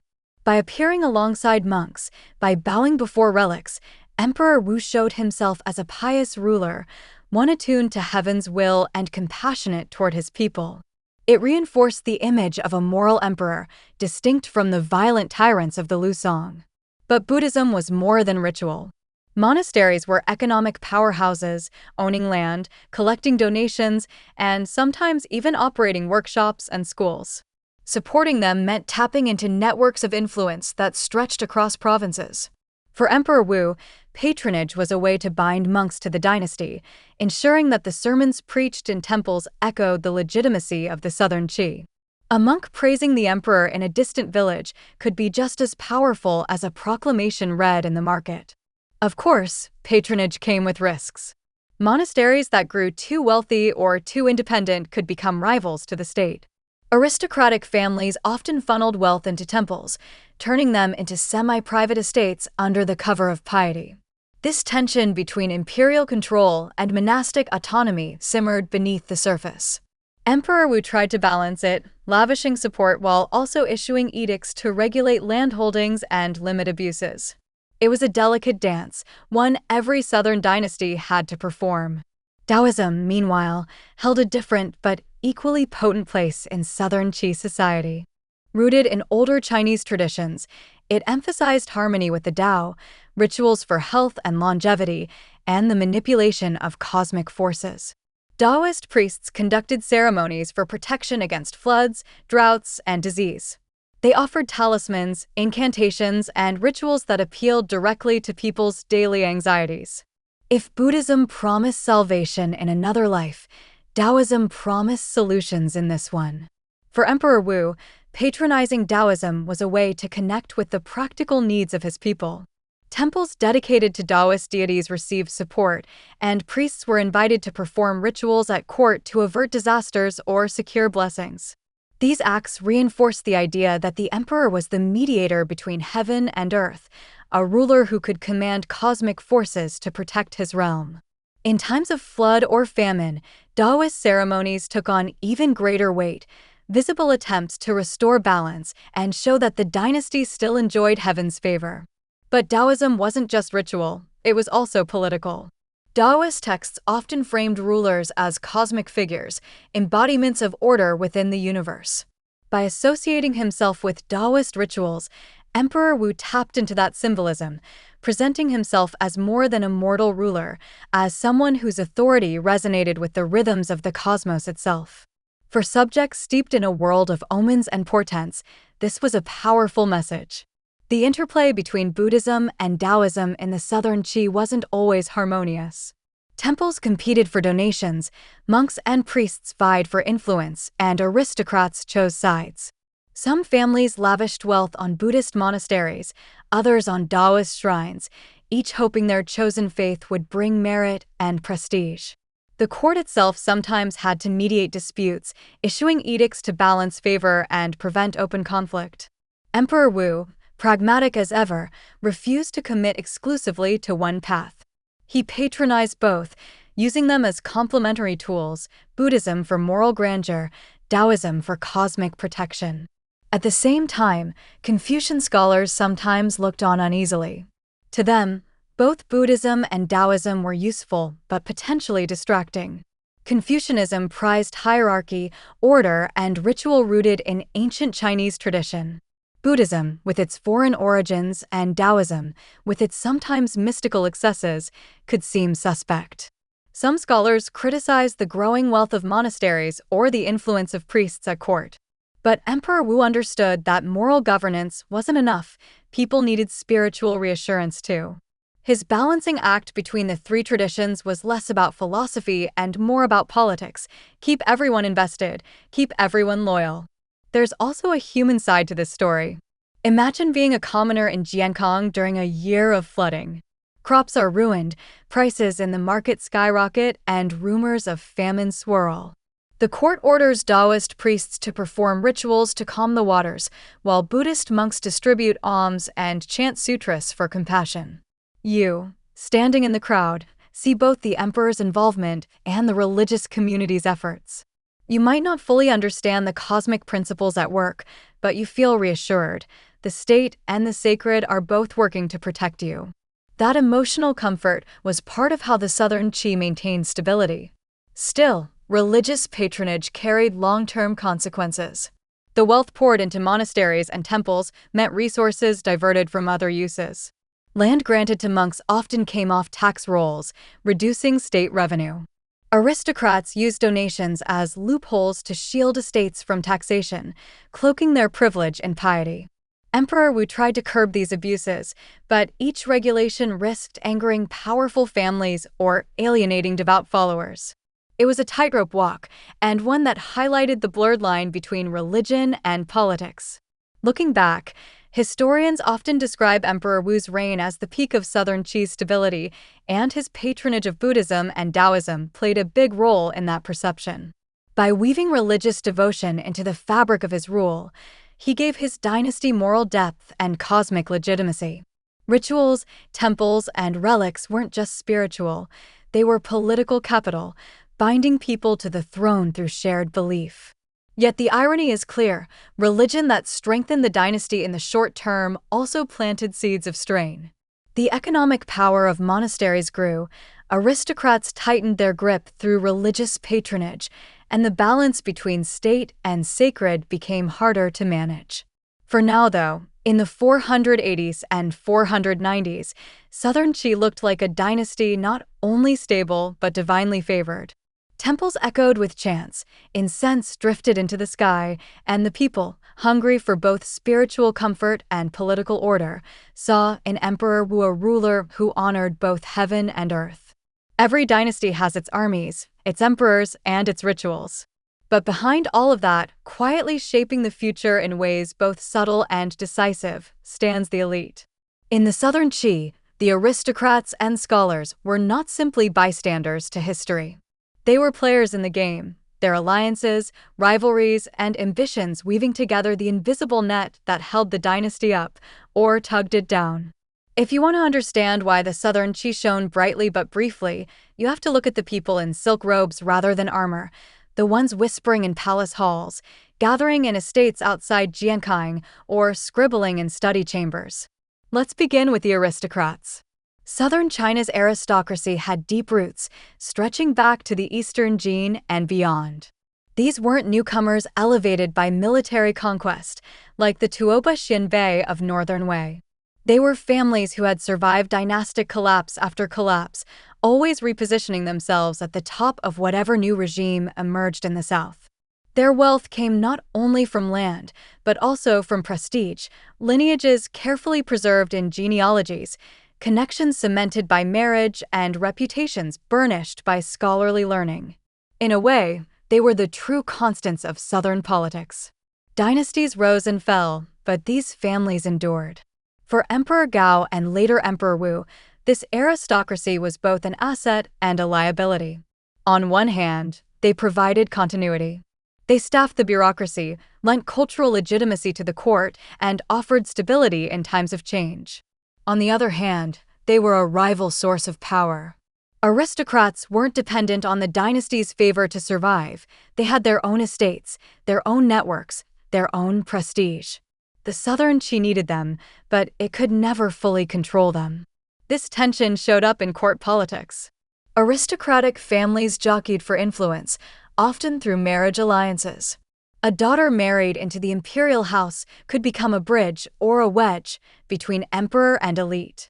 Cousins and uncles filled ministerial posts, shaping policy in ways that benefited their kin. Behind the formal structure of government, there was always the reality of family politics, the quiet calculations of which clan was rising and which was falling. Alongside the aristocrats stood the scholars. In theory, they were a different class, men who rose by merit, by their mastery of Confucian classics, rather than by birth. In practice, many scholars came from the same great families as the aristocrats, but they framed their power differently. Where aristocrats flaunted lineage, scholars wielded learning. Their role in the Southern Qi was crucial. They provided the moral and intellectual justification for the dynasty's existence. They wrote the proclamations, compiled the histories, and tutored the heirs. Without them, the Southern Qi would have looked like little more than a general's regime. With them, it could present itself as the rightful heir to China's great traditions. Yet scholars, too, had their shifting alliances. They debated policies in court, sometimes sincerely, sometimes as veiled attacks on rivals. A minister might criticize a tax policy not because it was unjust, but because it was promoted by a competing faction. A historian might frame an emperor's act in glowing terms or subtle criticism, knowing that the record would shape how future generations judged him. In this way, scholars were never neutral. Their pens were as political as any sword. What's fascinating about the Southern Qi elite is how much they thrived even as the dynasty itself remained fragile. Jiankang's markets bustled, its estates flourished, and its scholars produced works of refinement. Aristocrats hosted banquets, recited poetry, and sponsored temples, presenting an image of cultural stability. To an outside observer, it might have looked like a golden age. But beneath the surface, loyalties were never secure. Aristocrats hedged their bets, keeping one foot in support of the dynasty and another ready to shift should a new regime arise. Scholars, too, sometimes praised the Southern Qi with one brushstroke while preparing to serve its successor with the next. This wasn't cynicism so much as survival. These elites had seen dynasties rise and fall in rapid succession: Eastern Jin, Lusong, now Southern Qi. They knew the cycle. To throw everything behind a single dynasty was foolish. Better to remain adaptable, loyal enough to benefit from the current regime, but cautious enough not to be destroyed when it fell. For the imperial family, this adaptability was both stabilizing and terrifying. It meant the elite would support them, but only as long as it seemed convenient. For ordinary people, the machinations of the elite may have seemed distant, but they felt the effects. Aristocrats controlled estates that employed countless farmers. Scholars shaped the edicts that determined taxes, punishments, and relief in times of disaster. Even if a farmer never saw Jiankang, he felt the pull of its elite in his daily life, whether in the form of an official's judgment, a monk supported by aristocratic donations, or a landlord demanding rents. The prosperity of Jiankang was built on the labor of people who had little say in these shifting alliances. And here's the paradox: the Southern Qi elite were both the dynasty's strength and its weakness. Their cultural refinement, wealth, and administrative skill gave the dynasty legitimacy. Without them, the Southern Qi would have looked like just another warlord's regime. But their independence, ambition, and fickle loyalties undermined the dynasty's stability. They were invested in Southern Qi, but not married to it. And when cracks began to appear in later years, many aristocrats would quietly look for opportunities under the rising Liang. If you want an image of the Southern Qi elite, picture a banquet in Jiankang. Silk robes swish as ministers recline on low couches. Cups of wine pass from hand to hand. A scholar recites a Confucian maxim, another responds with a clever poem. Servants pour more wine, musicians pluck strings, incense burns in bronze censers. Outwardly, it's a scene of refinement, stability, even elegance. But beneath the polite words and literary games, alliances are being tested, promises whispered, calculations made. Each man is thinking not just about today's emperor, but about tomorrow's.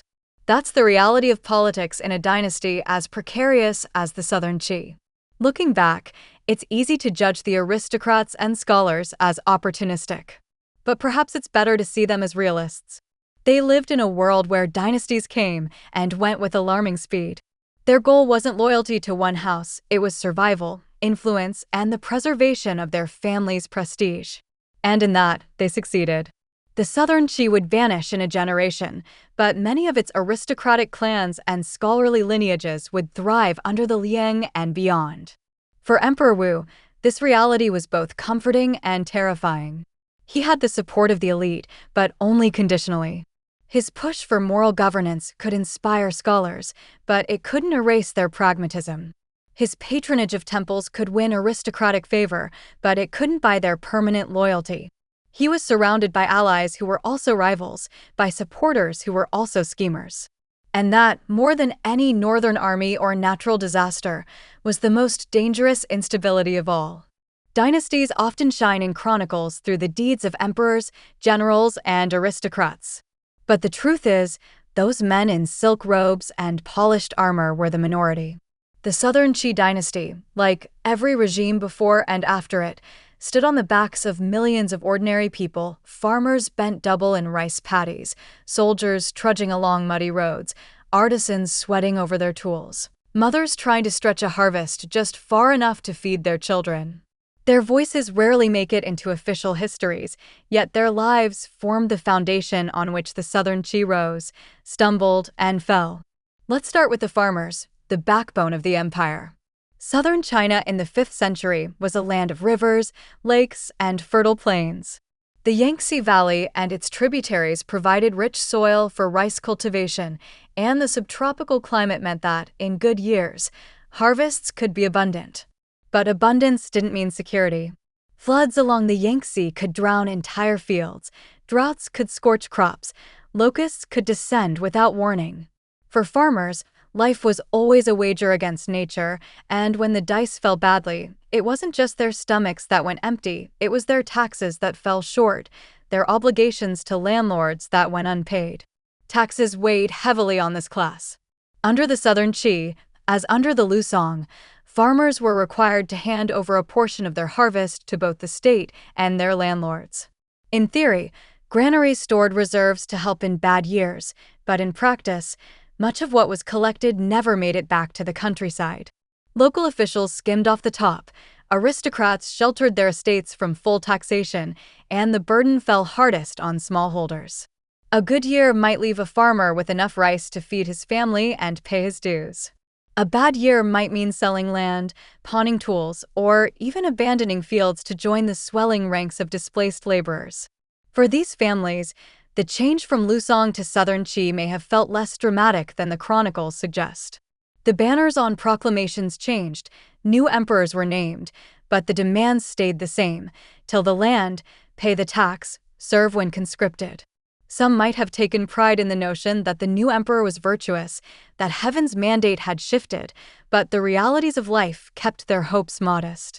What mattered most wasn't which family sat in Jiankang, but whether the granary doors opened when famine struck. And then there were the soldiers. Many were farmers in uniform, conscripted for service when the state demanded it. Some were professional fighters, men who had grown up in families with long traditions of military service. Life as a Southern Qi soldier was no romantic adventure. It meant long marches, harsh discipline, and uncertain rewards. Training was rigorous under Emperor Gao and continued under Emperor Wu, with drills that emphasized formation and discipline. Soldiers were expected to obey instantly, to fight in unison under banners and drums, and to hold the line even when fear pressed down like a weight. For these men, the dynasty's fragility was felt in their boots. Pay could be irregular, supplies often stretched thin. In the capital, garrisons were better cared for, since loyalty there mattered most. But on the frontier, troops sometimes went months without proper rations, supplementing with whatever they could scavenge. Imagine standing guard along the Huai River, staring northward toward the lands of Northern Wei, knowing that if war broke out, you'd be the first to bleed. Pride might stir at the thought of defending the South, but fear was never far behind. Yet soldiers were more than just pawns. They were symbols. In parades through Jiankang, their spears and banners reassured the people that the dynasty was strong. In edicts, they were praised as protectors of the people. In reality, they were also a reminder of the dynasty's fragility, because when soldiers turned disloyal, dynasties crumbled. Many of them knew it. After all, their emperor himself, Xiao Daoqing, had been a general who leveraged soldiers' loyalty to overthrow the Lusong. Every soldier understood that they carried not just weapons, but the potential to change history. Life for the broader, forgotten majority in the Southern Qi wasn't confined to fields and barracks. Artisans in Jiankang produced lacquerware, textiles, pottery, and metal goods that supplied both local markets and elite households. Their skills were prized, but their status was low. They lived in cramped workshops, dependent on contracts from aristocrats or the court. Merchants, too, thrived in the capital's bustling markets, trading rice, salt, silk, and luxury goods. Yet, despite their wealth, merchants carried a social stigma in Confucian society, often ranked below farmers, since their work was seen as profit-seeking rather than productive. Women's lives were even more invisible in the chronicles, yet they formed the glue of households. In farming families, women labored alongside men in the fields, cooked, wove cloth, and raised children. In elite households, aristocratic women played subtler roles, managing estates, arranging marriages, sometimes even whispering advice that shaped political alliances. A daughter married into the imperial family could tip the balance of power between clans, her role understated in records, but decisive in effect. Religion offered solace to many in this forgotten majority. Temples were refuges where the poor might find alms or a meal, where mothers prayed for healthy children, where farmers asked for rain. Buddhist monasteries provided charity in times of famine. Taoist priests offered talismans against disease or disaster. For ordinary people, the Southern Qi dynasty may have felt distant, but the temple down the street was immediate, tangible, a place where their lives intersected with the great currents of politics and heaven's will. So, what did the Southern Qi look like from their perspective? Less like a dynasty, more like a rhythm of survival. Taxes came and went. Granaries opened and closed. Conscription swept up sons and brothers. Officials arrived with scrolls and seals. Emperors' names changed, but rice still needed planting, soldiers still needed feeding, and families still needed to make it through another year. To them, dynastic politics were shadows on the palace walls, while daily life was the real battle. And yet, their quiet endurance mattered. Without farmers' rice, the dynasty starved. Without soldiers' discipline, the dynasty crumbled. Without artisans' goods, the capital's prosperity dimmed. Without women's labor, households collapsed.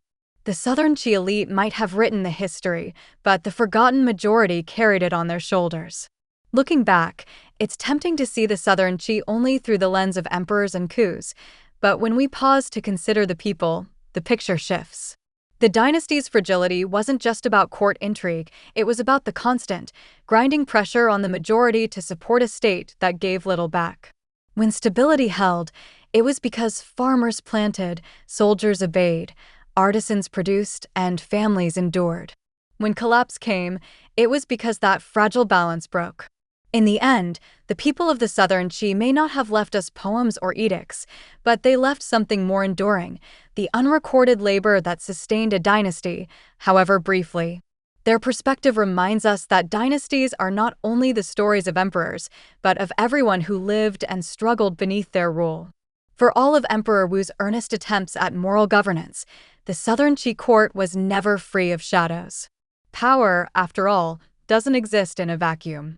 It attracts flatterers, schemers, and opportunists like moths to a flame. And in Jiankang, the palace became a place where loyalty was sometimes sincere, but more often transactional, built on whispers in corridors, alliances sealed with wine, and the subtle art of being in the right place at the right time. Beneath the outward show of rituals and proclamations, signs of rot were already creeping into the Southern Qi, and much of it had to do with the rise of dangerous favorites. To understand how this happened, we have to remember that the Southern Qi was still a young dynasty. Emperor Wu's legitimacy was stronger than his father's, but it was far from invulnerable. He leaned heavily on his image as a moral ruler, but morality alone couldn't hold a court together. Ministers, generals, and aristocrats all jostled for influence, and in that environment, personal relationships often outweighed principle. Who had the emperor's ear mattered more than who quoted the classics correctly. This is where the dangerous favorites entered the picture. Some were eunuchs, ever present in the palace, who learned to read moods and exploit access. Others were courtiers who flattered the emperor's ideals, presenting themselves as loyal guardians of virtue while quietly pursuing their own gain. Still others were family members of the imperial clan, princes, cousins, and in-laws who used their proximity to power as a weapon. Each favorite became a node in a web of influence, pulling resources toward themselves and their allies, often at the expense of the broader state. Emperor Wu himself, sincere but perhaps too trusting, sometimes allowed these figures too much sway. His focus on moral governance made him vulnerable to those who could cloak ambition in the language of virtue. A minister might argue for leniency in taxation for the people's sake, while really seeking to protect aristocratic estates. A courtier might call for justice against a rival while simply eliminating competition. The language of morality became a mask, and behind it, ambition sharpened its teeth. This dynamic wasn't unique to Southern Qi. Every dynasty, sooner or later, struggles with the rise of favorites, those who, by charm or manipulation, gain outsized influence. But in a short-lived dynasty, the effects were accelerated. With the bureaucracy still fragile and aristocratic families always ready to shift allegiance, the court became a playground for intrigue. Decisions weren't always made in the light of reasoned debate. They were made in private conversations, in whispered promises, in exchanged favors. Imagine, for a moment, being an ordinary minister in Jiankang. You've studied for years, mastered the Confucian classics, and risen to a respectable post. You believe in Emperor Wu's moral project. But then you watch as another courtier, less qualified but better connected, secures promotions by currying favor with a powerful eunuch or by flattering a prince close to the emperor. Resentment festers. You realize that scholarship and virtue don't guarantee influence, relationships do. And so you face a choice: hold to your ideals and risk irrelevance, or join the game of intrigue and compromise what you once believed. Many chose the latter. The rise of dangerous favorites also had ripple effects in governance. Appointments were sometimes made not on merit but on loyalty to a faction. Resources could be diverted from vital needs like frontier defense or disaster relief into the pockets of favorites and their allies. Policies that should have strengthened the dynasty were weakened by favoritism, inconsistency, or outright corruption. To the people outside the palace, the effects were subtle but real. Taxes grew heavier, relief less reliable, justice more arbitrary. The emperor's image of virtue remained, but the machinery of government began to grind with the sand of intrigue in its gears. Even the imperial family wasn't immune. Brothers, cousins, and in-laws all sought influence, some sincerely loyal, others dangerously ambitious. The closeness of family made them harder to control. How could an emperor accuse a brother of treachery without risking scandal? Yet allowing them too much sway bred arrogance and rivalry. Court gossip often revolved around which prince was rising, which cousin had fallen from favor, and whether the emperor was blind to their scheming. It's worth noting that signs of rot often start small. A promotion here, a bribe there, a whisper in the emperor's ear that tilts judgment just slightly. At first, the system absorbs it. But over time, those small cracks widen. By the mid to late 480s, the Southern Qi court was still functioning, but the seeds of instability were being sown. The balance between morality and ambition, between ritual and reality, was tilting. And while Emperor Wu's reign remained relatively stable compared to what came after, these undercurrents set the stage for disaster. Later rulers would lean more heavily on favorites, indulge paranoia, and let intrigue consume governance. The court that once presented itself as virtuous would become a nest of betrayal. In hindsight, we can trace the beginnings of that decline back to these years, when dangerous favorites first learned how much they could gain by bending the emperor's ideals to their advantage. For the common people, the rise of favorites was invisible in detail but visible in effect. They may not have known the names of eunuchs or courtiers, but they felt the consequences in harsher levies, slower relief, and inconsistent justice.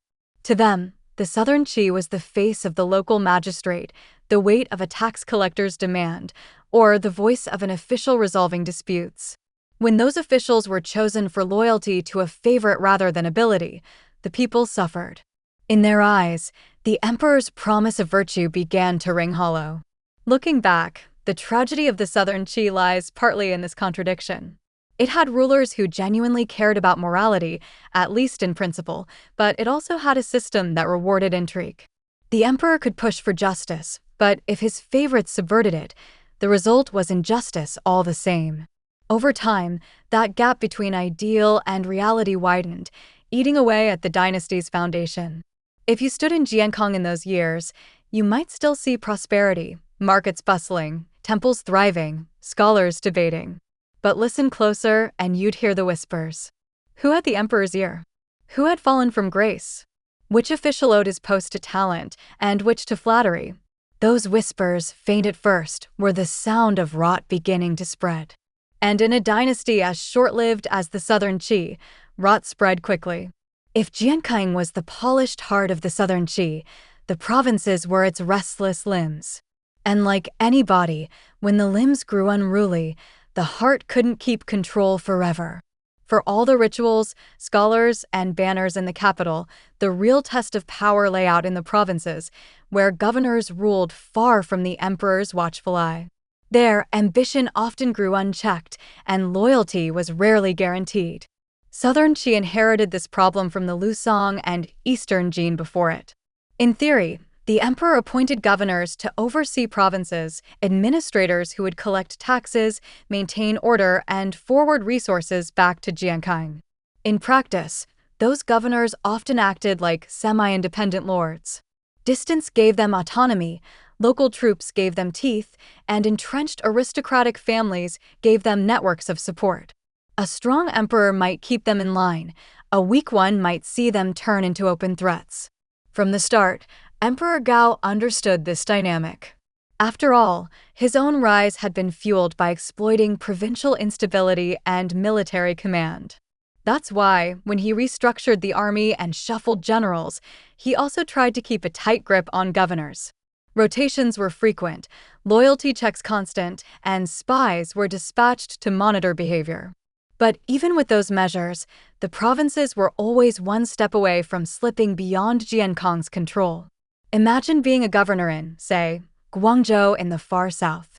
You're weeks away from the capital by river, controlling a region rich in trade, but distant enough that imperial messengers arrive infrequently.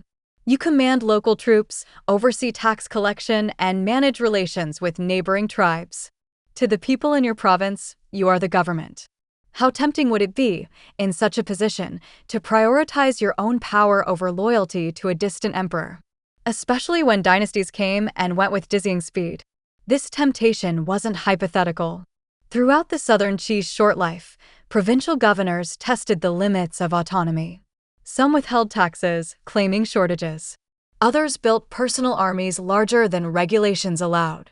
A few openly plotted rebellion, calculating that Jiankang's grasp was too weak to stop them.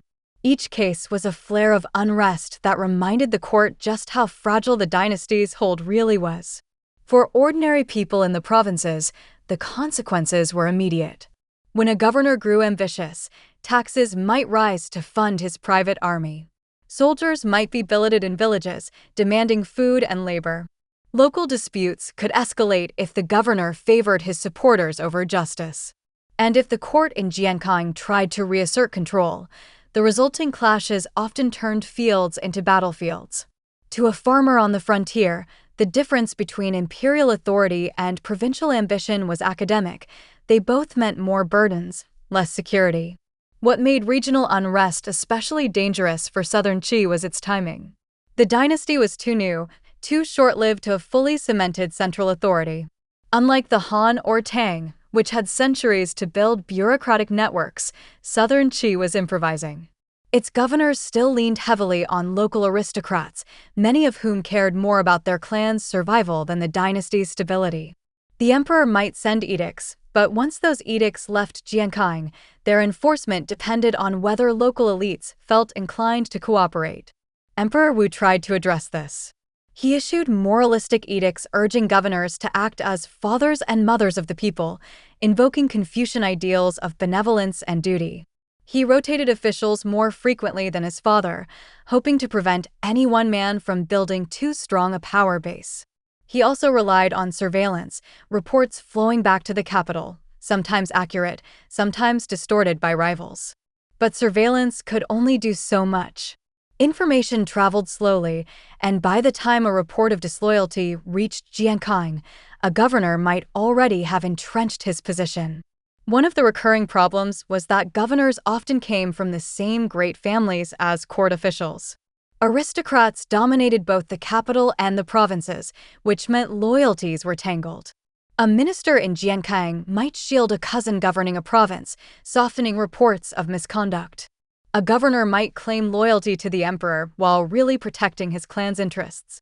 In such cases, the line between local unrest and aristocratic privilege blurred.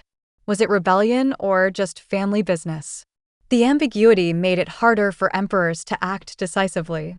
Regional unrest also carried a military dimension. Border provinces, especially those near the Huai River or in the far south, had to deal with external threats, northern Wei incursions, tribal raids, or piracy along the coast. Governors in these regions often argued that they needed larger forces and more autonomy to respond quickly. The court, wary of rebellion, hesitated. This constant push and pull created tension. Too much freedom and governors acted like kings. Too much restriction and provinces risked collapse under attack. The balance was never easy to strike. If you zoom out, what you see is a pattern common in short-lived dynasties. The center never fully controls the periphery. Jiankang glitters with prosperity. The emperor conducts rituals. Scholars debate morality. But in the provinces, another reality plays out. Governors tax as they please, soldiers answer more to local commanders than the throne, and ordinary people live at the mercy of whoever happens to wield power nearby. The Southern Qi's paradox was that it looked stable from the capital, but was fraying at the edges. And fraying edges are dangerous. Because once one province slips, others take note. Rebellion can be contagious, as ambitious governors watch each other for signs of weakness in the center. If Jiankang crushes one rebellion decisively, loyalty is reinforced. But if the capital hesitates or shows weakness, the message spreads. The dynasty is vulnerable. In a world where dynasties rarely lasted more than a generation or two, that message could be fatal.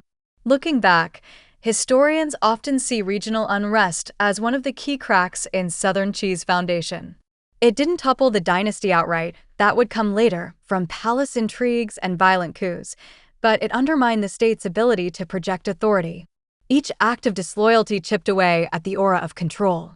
Each ambitious governor reminded the people that the emperor's reach was limited. And when the dynasty eventually collapsed, those governors and their networks were quick to realign under the new Liang regime, proving that their loyalty had always been conditional. For the people in the provinces, the dynasty's rise and fall wasn't an abstract story, it was lived experience. They bore the brunt of governors' ambitions, the chaos of skirmishes, the instability of shifting allegiances. For them, the Southern Qi may have seemed less like a dynasty with a clear center and more like a patchwork of local powers tied together by fragile threads. And in truth, that's what it was. Every dynasty has a turning point, a moment when the careful balance begins to wobble and the cracks start to spread faster than anyone can plaster them. For the Southern Qi, that moment came with the reign of Emperor Ming. He inherited not just the throne, but also the anxieties, rivalries, and suspicions that had been quietly festering under the surface. And instead of easing them, he poured oil on the fire. His reign was marked less by the moral governance his predecessor tried to embody, and more by paranoia that poisoned court politics, strained the provinces, and bled the dynasty of the stability it desperately needed. To understand Emperor Ming, we need to contrast him with Emperor Wu. Where Emperor Wu leaned into ideals, Ming leaned into suspicion. Wu sought legitimacy through virtue, Ming sought it through fear. Some of this was circumstance. By the time Ming came to power, the Southern Qi was already fraying. Court factions had grown bolder, provincial governors more restless, and the aristocracy more entrenched. Ming's instinctive response wasn't conciliation or reform, it was control, and control bred paranoia. From the start, he distrusted his own family. Brothers, nephews, cousins, anyone with even a whiff of ambition became a potential threat in his eyes. He had seen enough of Chinese history to know that dynastic struggles often began at home, with blood spilled not on the battlefield, but in the palace halls. The problem was that his suspicion didn't just target genuine rivals. It spread indiscriminately, turning family ties into liabilities. A cousin praised too highly in the provinces? A brother too popular with the court? In Ming's mind, these weren't coincidences, they were seeds of rebellion. And paranoia rarely stops at thoughts. It translates into actions. Emperor Ming began purging the court, accusing relatives and ministers of treachery, sometimes on flimsy evidence, sometimes on no evidence at all. Executions grew more common. Loyal officials who had served the dynasty faithfully found themselves suddenly out of favor, stripped of posts, even put to death. Ministers learned quickly that competence wasn't protection. Sometimes it was the very thing that drew suspicion. The result was a chilling effect on governance. Who would speak honestly in a court where honesty could be twisted into disloyalty? Paranoia also eroded trust in the provinces. Governors who might have been loyal grew fearful, watching nervously as colleagues were recalled or accused. Some doubled down on displays of loyalty, sending more taxes and gifts to Jiankang to prove their devotion. Others quietly prepared escape routes, fortifying local armies, stockpiling resources, just in case the emperor's gaze turned toward them. The very suspicion that was meant to secure loyalty ended up undermining it, creating an atmosphere where no one felt safe. For the people, the consequences were immediate. A paranoid court doesn't govern well. Relief efforts slowed, justice became arbitrary, and taxes sometimes spiked to fund the emperor's increasingly lavish displays of control. Ming, like many suspicious rulers, sought to project an image of invulnerability. That meant costly ceremonies, expanded palace guards, and grandiose projects, all of which required money that came from the pockets of farmers and merchants.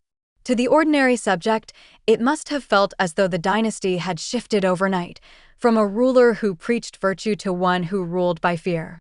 And paranoia, once it takes root, feeds itself. Every execution created new resentments, new grudges, new whispers of rebellion. Ming responded by tightening the noose further, convinced that only vigilance could save his dynasty. But vigilance became overreach, and overreach created the very instability he feared. It's a classic cycle in Chinese dynastic history. The more an emperor suspects treachery, the more treachery his suspicion produces. Historians sometimes debate whether Ming's paranoia was personal temperament or structural inevitability. Perhaps it was both. He may have been naturally suspicious, but he also ruled a dynasty without deep foundations. Southern Qi lacked the centuries of bureaucratic entrenchment that might have buffered a nervous ruler. In such a fragile system, suspicion could metastasize quickly because there were few institutions strong enough to resist it. The emperor's paranoia became the state's paranoia, and the state's paranoia became everyone's burden. Imagine being a scholar official in this climate. You've spent decades mastering the Confucian classics, you've served loyally under Emperor Wu, and you believe in the Southern Qi's mission. But now, every word you speak is dangerous. Praise the emperor too much, and rivals whisper that you're a sycophant. Criticize too gently, and you're accused of subversion. Say nothing, and your silence looks suspicious. The safest path is withdrawal. Keep your head down, avoid risk. But a court full of cautious men is a court that can't govern effectively. Under Ming, paralysis spread as surely as fear. The irony is that Emperor Ming's paranoia may have started from a place of rational concern. Dynasties of this era really were vulnerable to coups and assassinations. Family members really did betray emperors. Generals really did march against the capital. Ming wasn't wrong to see threats everywhere, but he was wrong to think executions and purges would solve them. Instead, his heavy hand ensured that even allies felt like enemies in waiting. The dynasty's cohesion, already fragile, began to unravel faster. From the people's perspective, the dynasty was losing its way. Farmers still paid their taxes, soldiers still marched, but faith in the emperor's benevolence, so carefully cultivated by Emperor Wu, began to evaporate. What good was a ruler who seemed more interested in punishing kin than protecting subjects? Rumors of palace executions spread, whispered in markets and temples, eroding the aura of virtue that had once set Southern Qi apart. The dynasty, once associated with stability, now seemed marked by fear. Looking back, Emperor Ming's reign feels like the hinge of Southern Qi history. Before him, the dynasty had a chance, fragile, yes, but buoyed by moral governance and cautious reform. After him, The dynasty slid rapidly toward collapse, consumed by the very paranoia he thought would preserve it.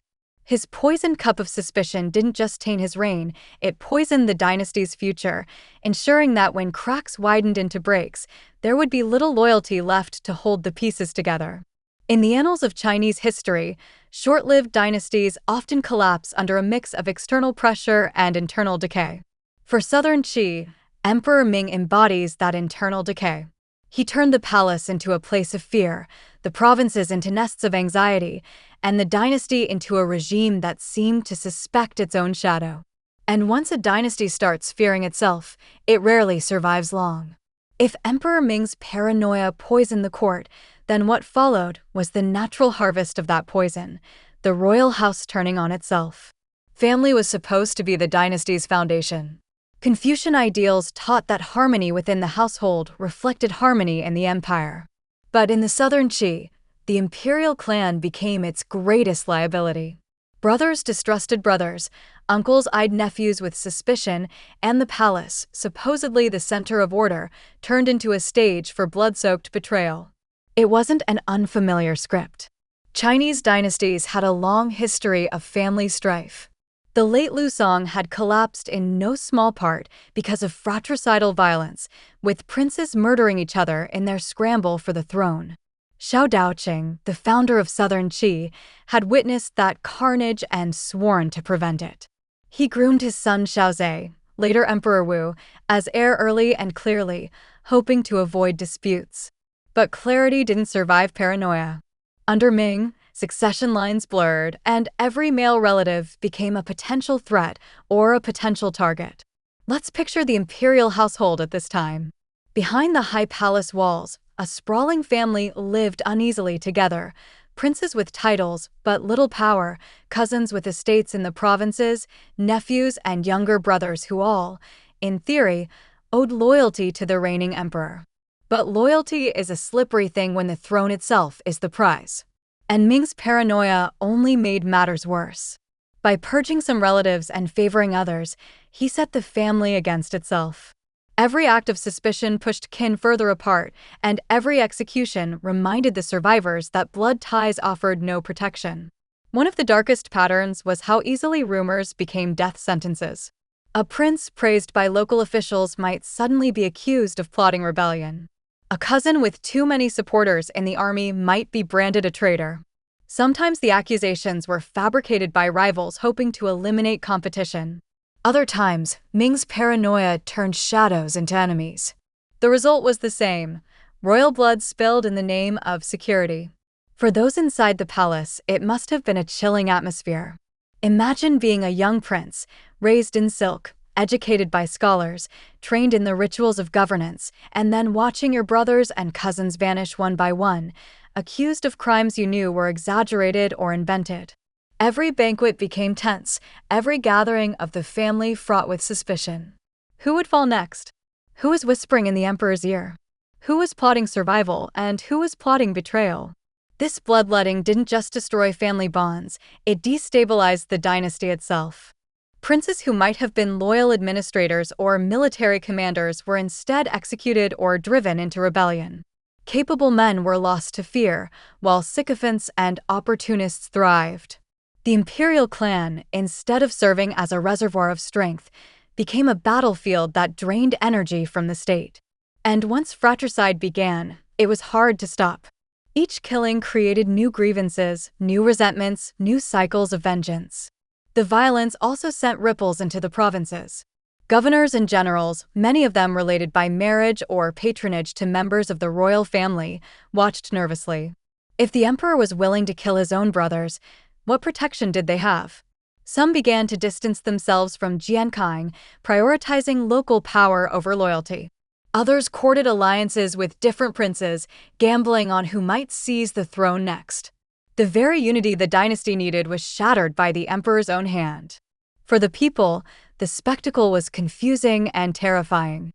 Rumors of executions spread quickly. This prince strangled, that cousin poisoned, another cut down by guards in the palace. Markets buzzed with gossip. Temples filled with prayers for stability, and ordinary families wondered how a dynasty could endure when its rulers butchered one another. The aura of sacred imperial authority, carefully cultivated by Emperor Wu, eroded rapidly. To the people, the royal family no longer looked like heaven's chosen guardians. They looked like a nest of vipers devouring each other. There's a tragic irony here. The Confucian ideal that family harmony underpinned political harmony was well known to the southern Qi rulers. They quoted it in edicts, taught it to princes, and invoked it in rituals. Yet their actions mocked it. In trying to secure the throne, Emperor Ming and his circle shattered the very principle that gave it legitimacy. Instead of harmony, they produced bloodshed. Instead of continuity, they sowed chaos. If we look closely, the pattern is almost inevitable in such a fragile dynasty. The throne was precious, but precarious, and too many princes stood near it. Without a clear succession system, and with paranoia running rampant, ambition filled the vacuum. Brothers who might have been content with titles and stipends began to see survival itself as contingent on seizing power. Better to strike first than wait for the emperor's suspicion to fall on you. Once that logic took hold, the royal house was doomed to fratricide. In hindsight, the southern Qi's royal bloodletting foreshadowed its collapse.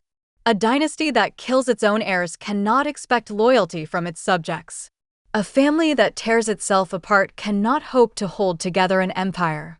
When Xiaoyan eventually rose to overthrow the southern Qi and establish the Liang, he didn't face a united dynasty, he faced a fractured house weakened by years of internal violence.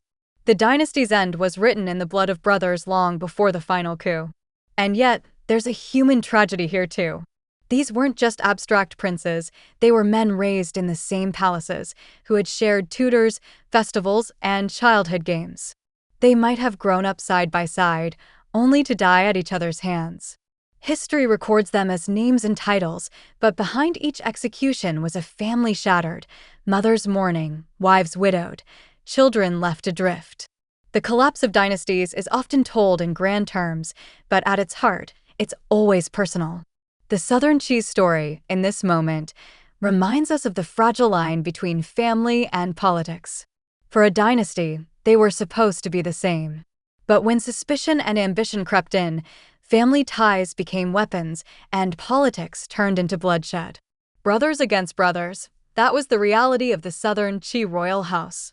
And it was the beginning of the dynasty's end. By the time brothers had turned blades against each other in the Southern Qi royal house, the dynasty was already bleeding from within. But family strife wasn't the only rot. Around the court, other figures moved quietly in the shadows, eunuchs whispering in corridors, generals measuring their loyalty against their ambition, ministers trading secrets like coin. The palace was not just a stage of rituals and proclamations, it was a cauldron of conspiracies, simmering hotter with every purge and every execution. Let's start with the eunuchs. For centuries, eunuchs had held a peculiar place in Chinese dynastic politics. Cut off from family lines, they were supposed to be loyal servants of the throne, managing the inner palace and ensuring that no outsider interfered in the emperor's private household. But their proximity to the emperor gave them power. They knew who visited him, what he said in unguarded moments, which anxieties kept him awake at night. In a court where access was everything, eunuchs became gatekeepers. And gatekeepers always learned to charge tolls. In the Southern Qi, eunuchs quickly became more than attendants. They became political brokers. A minister who wanted the emperor's ear often had to win a eunuch's favor first, through gifts, flattery, or promises of patronage. Eunuchs learned how to play factions against each other, whispering one thing to one minister and the opposite to another, all while presenting themselves as loyal intermediaries. For an emperor already steeped in paranoia, these whispers were dangerous.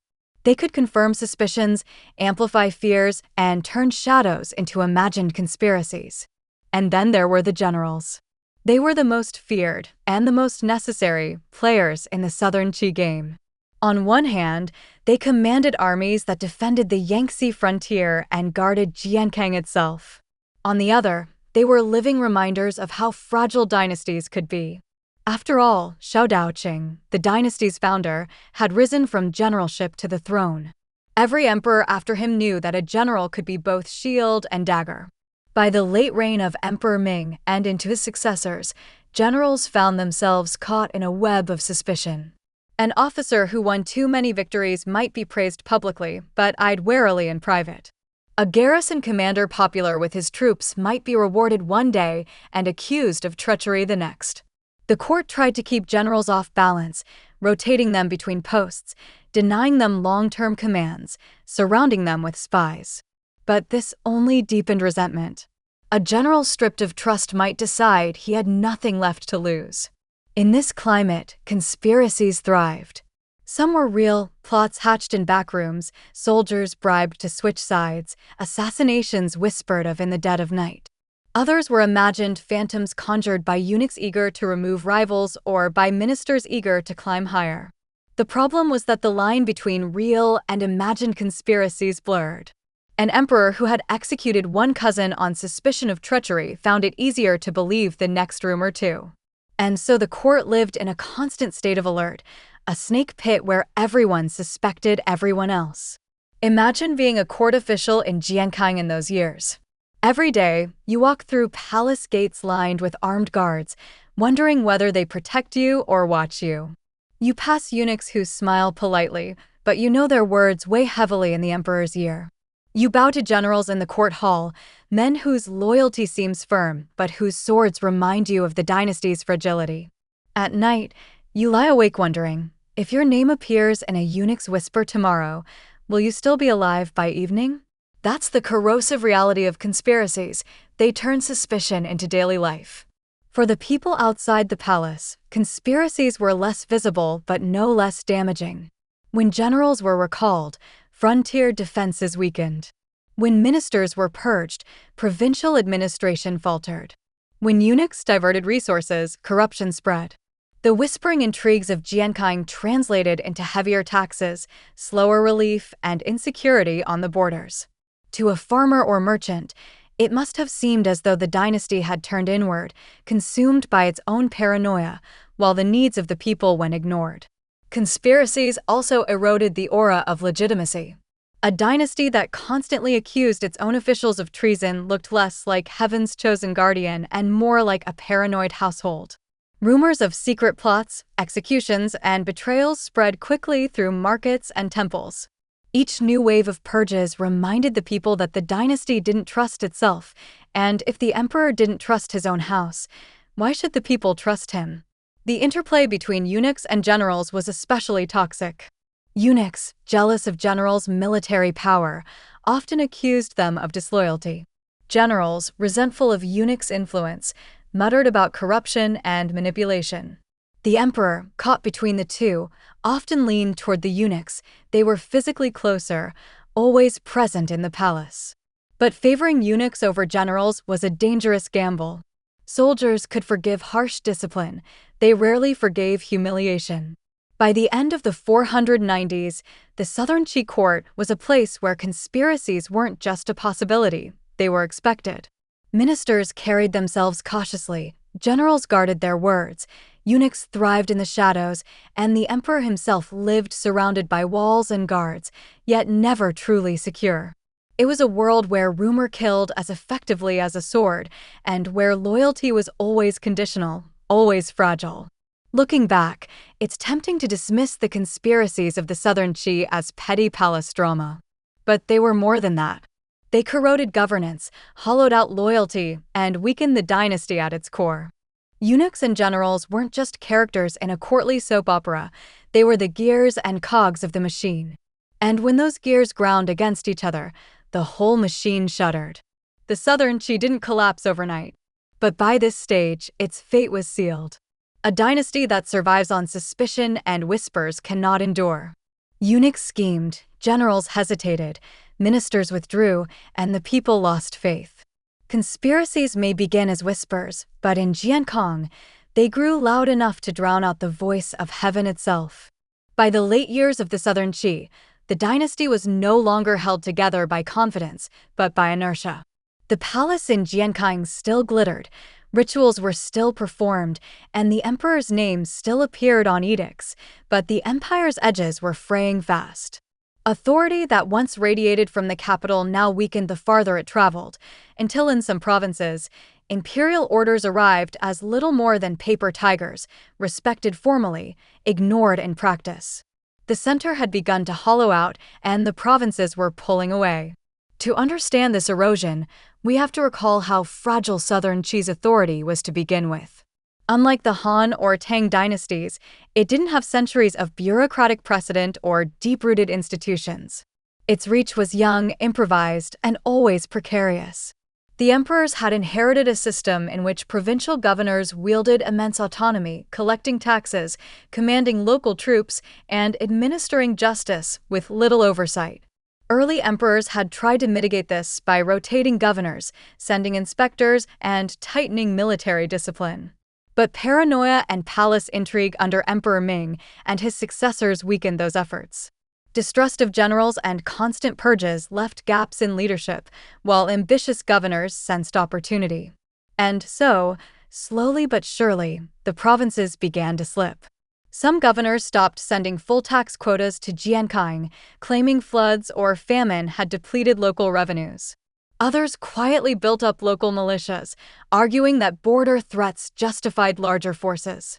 A few even minted their own coins or issued decrees in their own names, subtle but unmistakable signals that imperial authority was becoming optional. Each act may have seemed minor in isolation, but together they painted a clear picture. The emperor's writ no longer carried the same weight outside the capital. For the people in the provinces, this shift was a double-edged sword. On one hand, a strong local governor might provide more immediate protection than a distant, distracted court. Taxes might even be lighter if a governor wanted to win popularity. On the other hand, local autonomy often meant exploitation.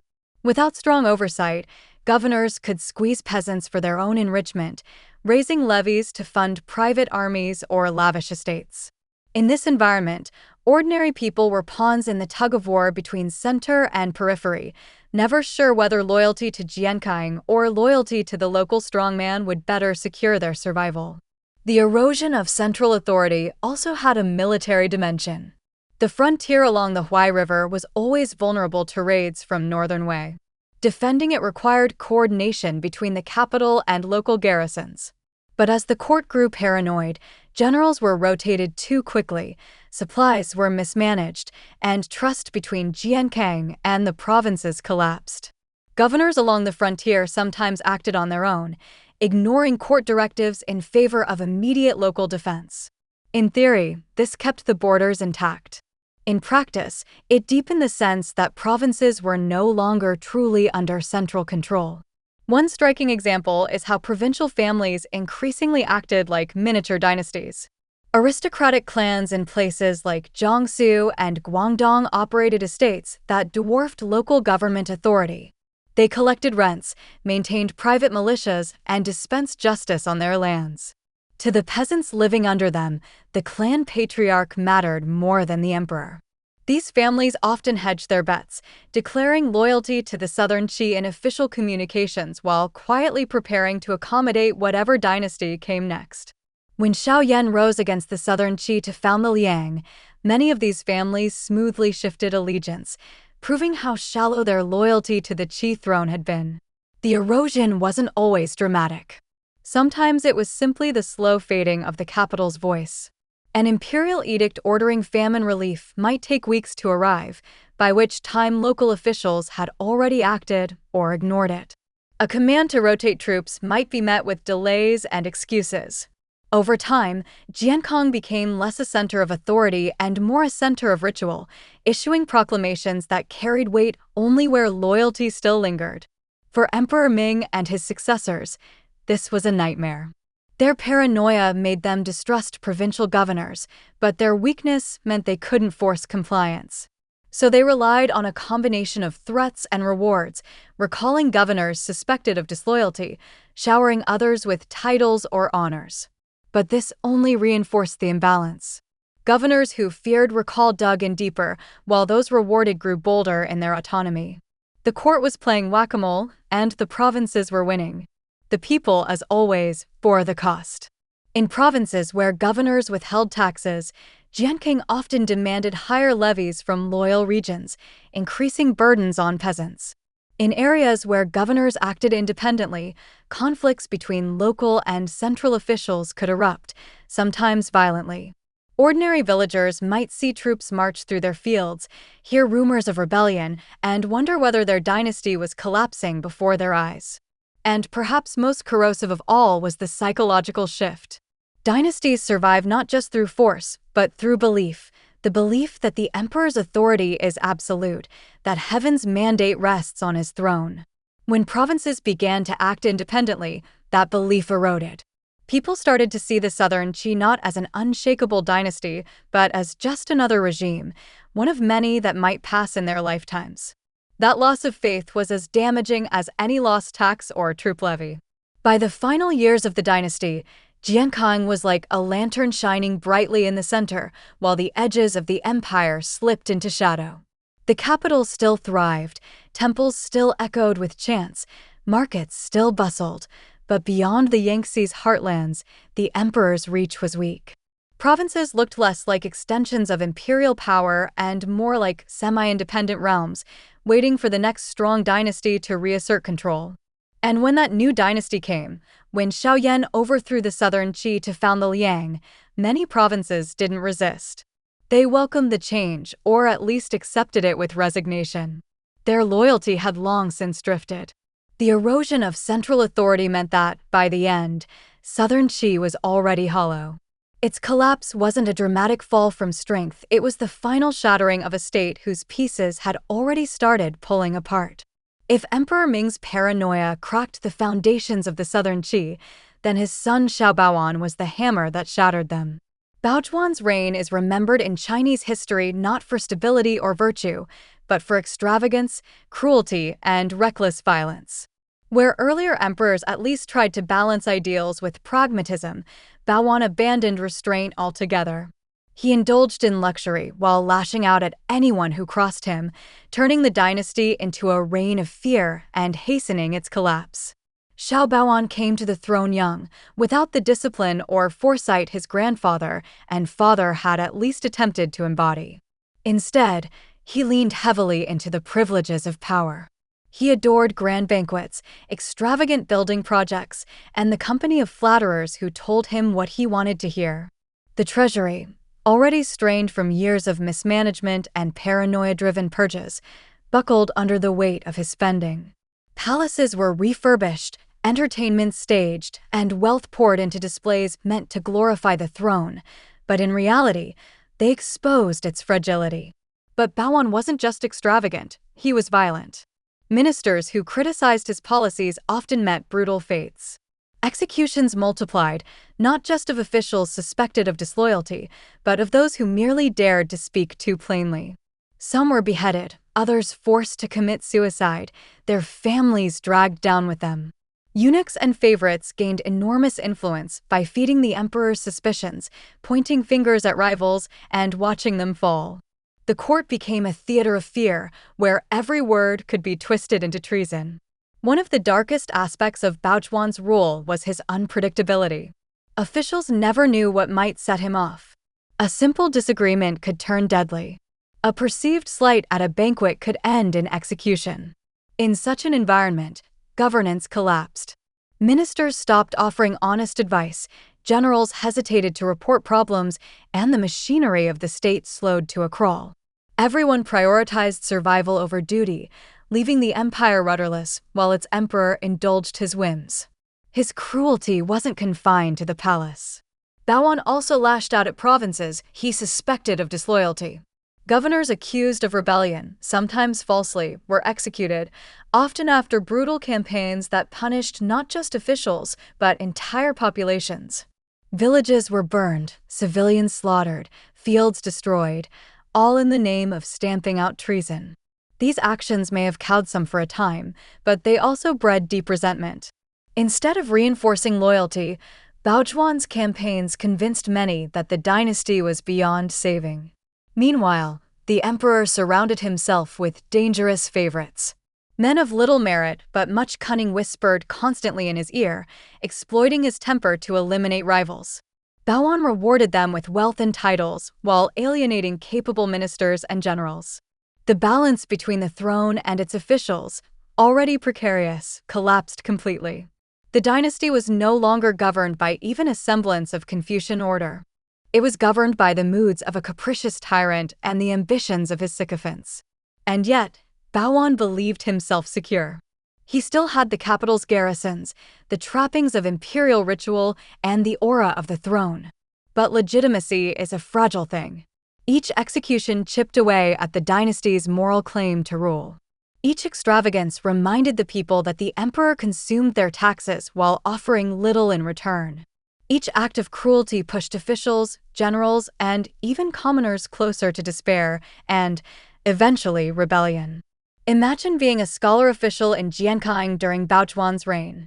You've dedicated your life to the classics, to the idea that a ruler governs with benevolence and restraint. But now you watch colleagues executed for honesty, see sycophants promoted for flattery, and hear the emperor praise extravagance while peasants starve in the provinces. Do you stay silent and survive? Or do you risk speaking and almost certainly die? For many, silence was the only option, and with silence, the voice of governance itself faded.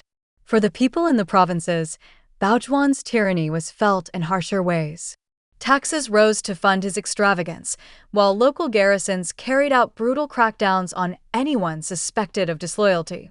Farmers who once feared natural disasters now feared imperial troops as much as floods or droughts. To them, the emperor wasn't a distant symbol of order, he was a threat, a predator who might send soldiers to destroy their homes in pursuit of imaginary rebels. Even among the military, loyalty waned. Soldiers might endure hardship for a virtuous ruler, but for a tyrant who killed commanders on suspicion and squandered resources on luxuries, resentment grew.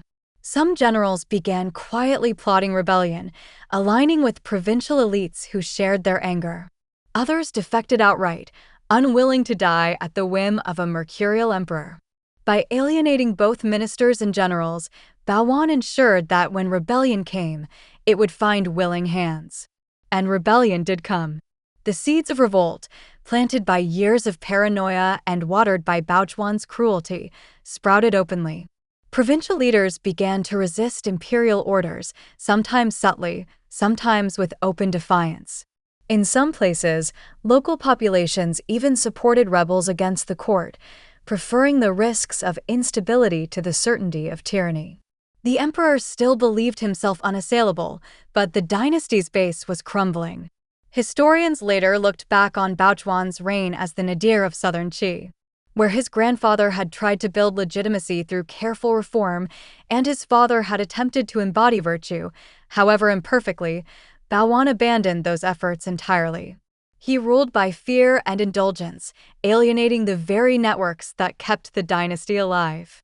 His reign was short, but its damage was long-lasting. It accelerated the dynasty's decline to the point of no return. There's a grim symmetry here. Southern Qi had been founded by a general who exploited the weakness of an indulgent, paranoid court. A generation later, Baochuan's indulgence and paranoia created the same conditions, inviting another general, Xiaoyan, to do the same. History, in a way, repeated itself. Only this time, the dynasty had no chance to recover. For the people who lived through it, Baochuan's reign must have felt like a nightmare. Farmers crushed by taxes, officials silenced by fear, generals betrayed by suspicion, everyone lived at the mercy of a ruler who mistook cruelty for strength. And when dynasties reach that point, collapse is not a question of if but when. Every dynasty has its breaking point, the moment when cracks become fissures and the whole structure gives way. For the southern Qi, that breaking point came under the tyrannical reign of Xiao Baoan, when rebellion became not just a possibility but an inevitability. The cruelty, extravagance, and paranoia that had defined his rule left the dynasty isolated, without loyal generals, without trusted ministers, without the people's faith. It was into this void that Xiaoyan, a seasoned general with both cunning and charisma, stepped forward to write the final chapter of Southern Qi and the opening chapter of the Liang. Xiaoyan was no stranger to the politics of survival. Born into the powerful Xiao clan, He had military experience, aristocratic connections, and, perhaps most importantly, a clear sense of timing. He had watched Baoan alienate the court and the provinces alike. He had seen generals executed on suspicion, loyal officials silenced, and rebellions crushed with such brutality that survivors longed for a new ruler. Xiao Yan understood what many already knew: southern Qi was collapsing under the weight of its own dysfunction. All it needed was a decisive push. That push came in 501, when revolts against Baoan spread openly. Provinces rose in defiance, generals abandoned the court, and Jiankang itself seethed with discontent. Baoan responded with the only tool he knew: violence. He ordered mass executions, purges, and campaigns of suppression. But instead of restoring order, his heavy hand only deepened resentment. The more he struck, the weaker his position became.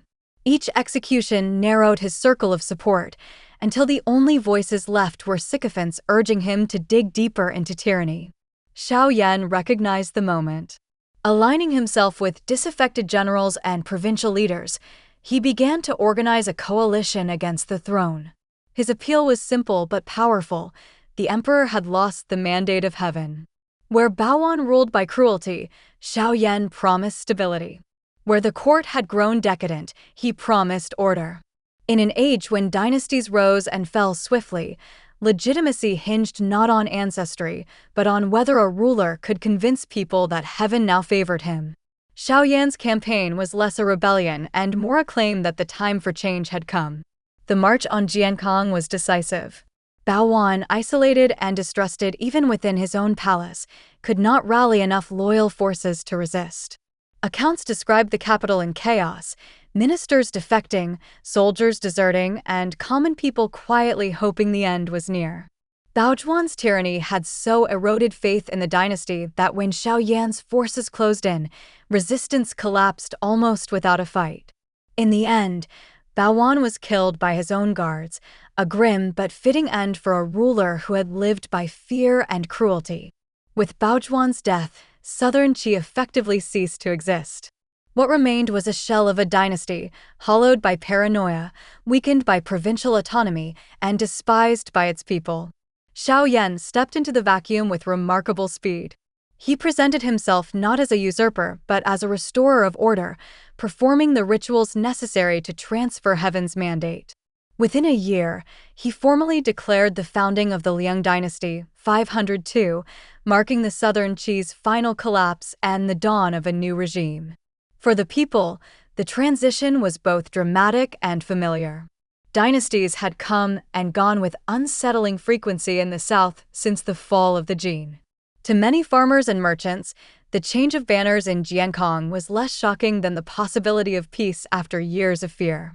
If Xiao Yan could deliver stability, he would earn their loyalty. If not, he would join the list of failed rulers they had already outlived. Still, there must have been a sense of weary relief when Baozhuan's reign of terror ended. The people didn't mourn southern Qi's passing, they welcomed its replacement. It's important to see Xiao Yan's coup not as a sudden rupture, but as the culmination of long-building forces. The dynasty had been cracking for years: paranoia under Emperor Ming, bloodshed among the royal house, the rise of eunuchs and conspiracies, the erosion of provincial loyalty, and Baozhuan's tyranny.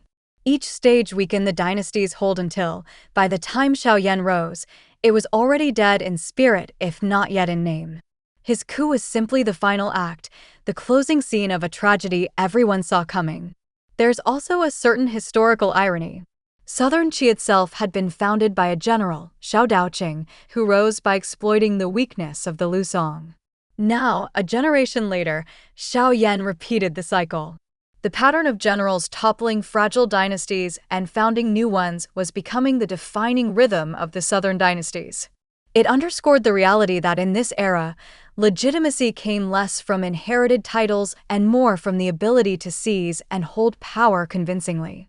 For historians, the fall of southern Qi is often overshadowed by the Liang that followed. The Liang, after all, lasted longer and produced cultural and political achievements that endure in memory. But the southern Qi's collapse is instructive.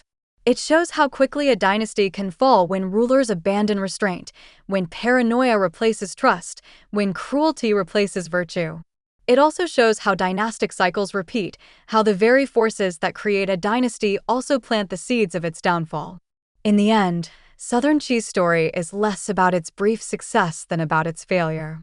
A dynasty that might have lasted, that might have become something more, instead burned itself out in barely 2 decades. Its legacy is one of wasted potential, a reminder that in Chinese history, dynasties live not by their founding alone but by the choices of their heirs. Xiao Baojuan's tyranny ensured that Southern Qi would be remembered not for its rise, but for its catastrophic fall. And so, in 502, the banners of Southern Qi came down and the banners of Liang went up. Jiankong remained the capital, the rivers still flowed, the people still plowed their fields, but the dynasty was gone.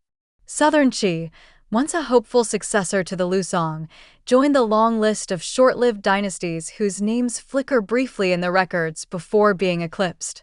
The world moved on, as it always did, but the lesson lingered. Fear and cruelty can secure power for a moment, but they cannot sustain a dynasty.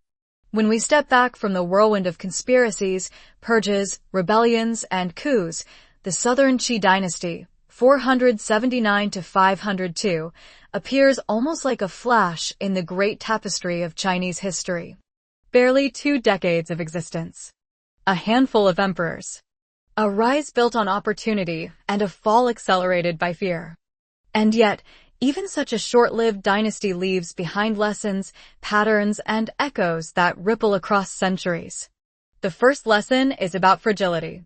The Southern Qi was born from instability. It replaced the Lusong, which itself had collapsed under fratricide and misrule. Xiao Daoqing, its founder, built his throne not on a sweeping new mandate or grand reforms, but on shrewd timing and ruthless calculation. His rise embodied both the possibilities and dangers of the Southern Dynasty's period, when no throne was ever fully secure. The mandate of heaven seemed less like an eternal blessing and more like a temporary lease, subject to constant review. The second lesson is about succession. Emperor Gao, Xiao Daoqing, tried to avoid the mistakes of the Lusong by grooming his son early, naming him crown prince, and carefully managing the transition. For a brief moment, it seemed to work.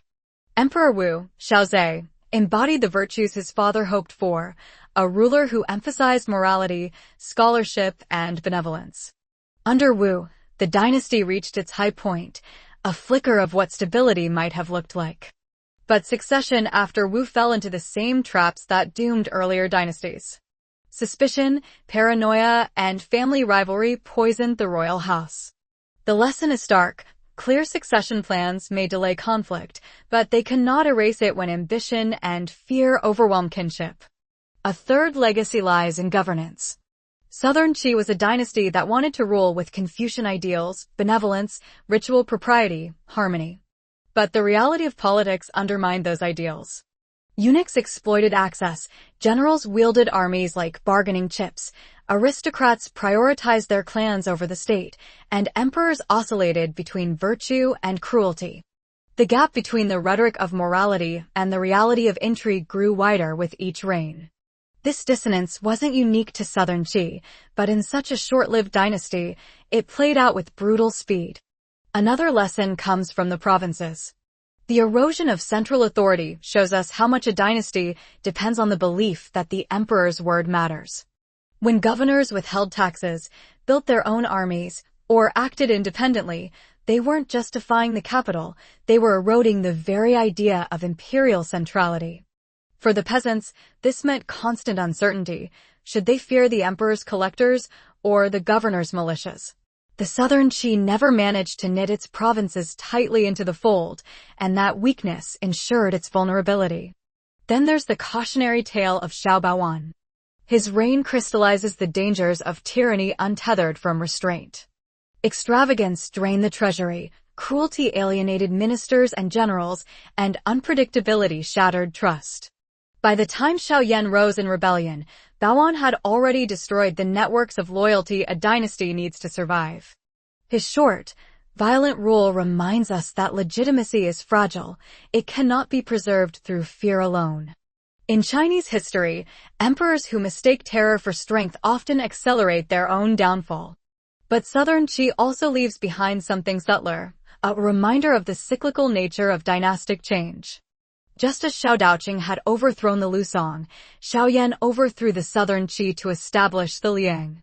The pattern repeated, almost eerily, a general exploiting palace weakness, cloaking ambition in claims of heaven's will, stepping into the vacuum left by a collapsing dynasty. This cycle was not an accident. It was the rhythm of the Southern Dynasty's era, when short-lived regimes replaced one another in rapid succession, each trying and failing to build lasting order. So, what is Southern Qi's legacy? Not monuments or golden ages, it left no great walls, no silk roads, no centuries of unified governance. Its legacy lies instead in caution, in the lessons it offers about what destroys a dynasty from within. Paranoia that eats trust. Family rivalries that turn kin into killers. Favorites who exploit access. Provinces that drift from the center. Tyranny that mistakes cruelty for control. These are the patterns that make Southern Qi's story more than a footnote. They make it a mirror reflecting the vulnerabilities of any fragile state. And yet, perhaps there's also a human legacy. Southern Qi's emperors weren't just caricatures of paranoia and cruelty. They were men shaped by fear, ambition, and circumstance. Emperor Gao worried about his son's survival. Emperor Wu genuinely believed morality could stabilize a dynasty. Emperor Ming, paranoid though he was, feared the very real possibility of betrayal. Even Baoan, as tyrannical as he became, may have been a young ruler overwhelmed by the impossible task of governing a fractious empire.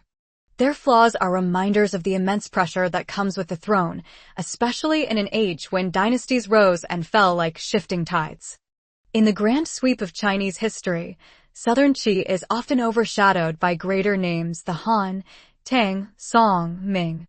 But its brief life is instructive precisely because of its brevity. It shows how quickly opportunity can turn into downfall, how fragile power is when built on fear instead of trust, and how dynastic cycles can repeat until someone finds a way to break them. Xiao Yan and the Liang would try to break that cycle, with more success than their predecessors, but even they would eventually succumb to the same patterns. For us, looking back more than 1,500 years later, Southern Qi's story still resonates. It reminds us that governments, no matter how powerful they seem, are vulnerable to the same human failings: greed, fear, ambition, cruelty. It reminds us that legitimacy rests as much on perception as on power. And it reminds us that history often repeats, not as carbon copy, but as rhyme. The Southern Qi rose quickly, fell swiftly, and left behind a legacy of cautionary tales. Its rulers sought stability, but found suspicion. They dreamed of harmony, but sowed division. They wanted permanence, but left transience. And in that tension, between aspiration and collapse, we see the heart of its story. Southern Qi may have been short-lived, but its rise and fall remains a vivid thread in the larger tapestry of China's dynastic cycle. A dynasty of hope and fear, virtue and violence, ambition and ruin. And though it lasted just 23 years, its lessons linger far longer.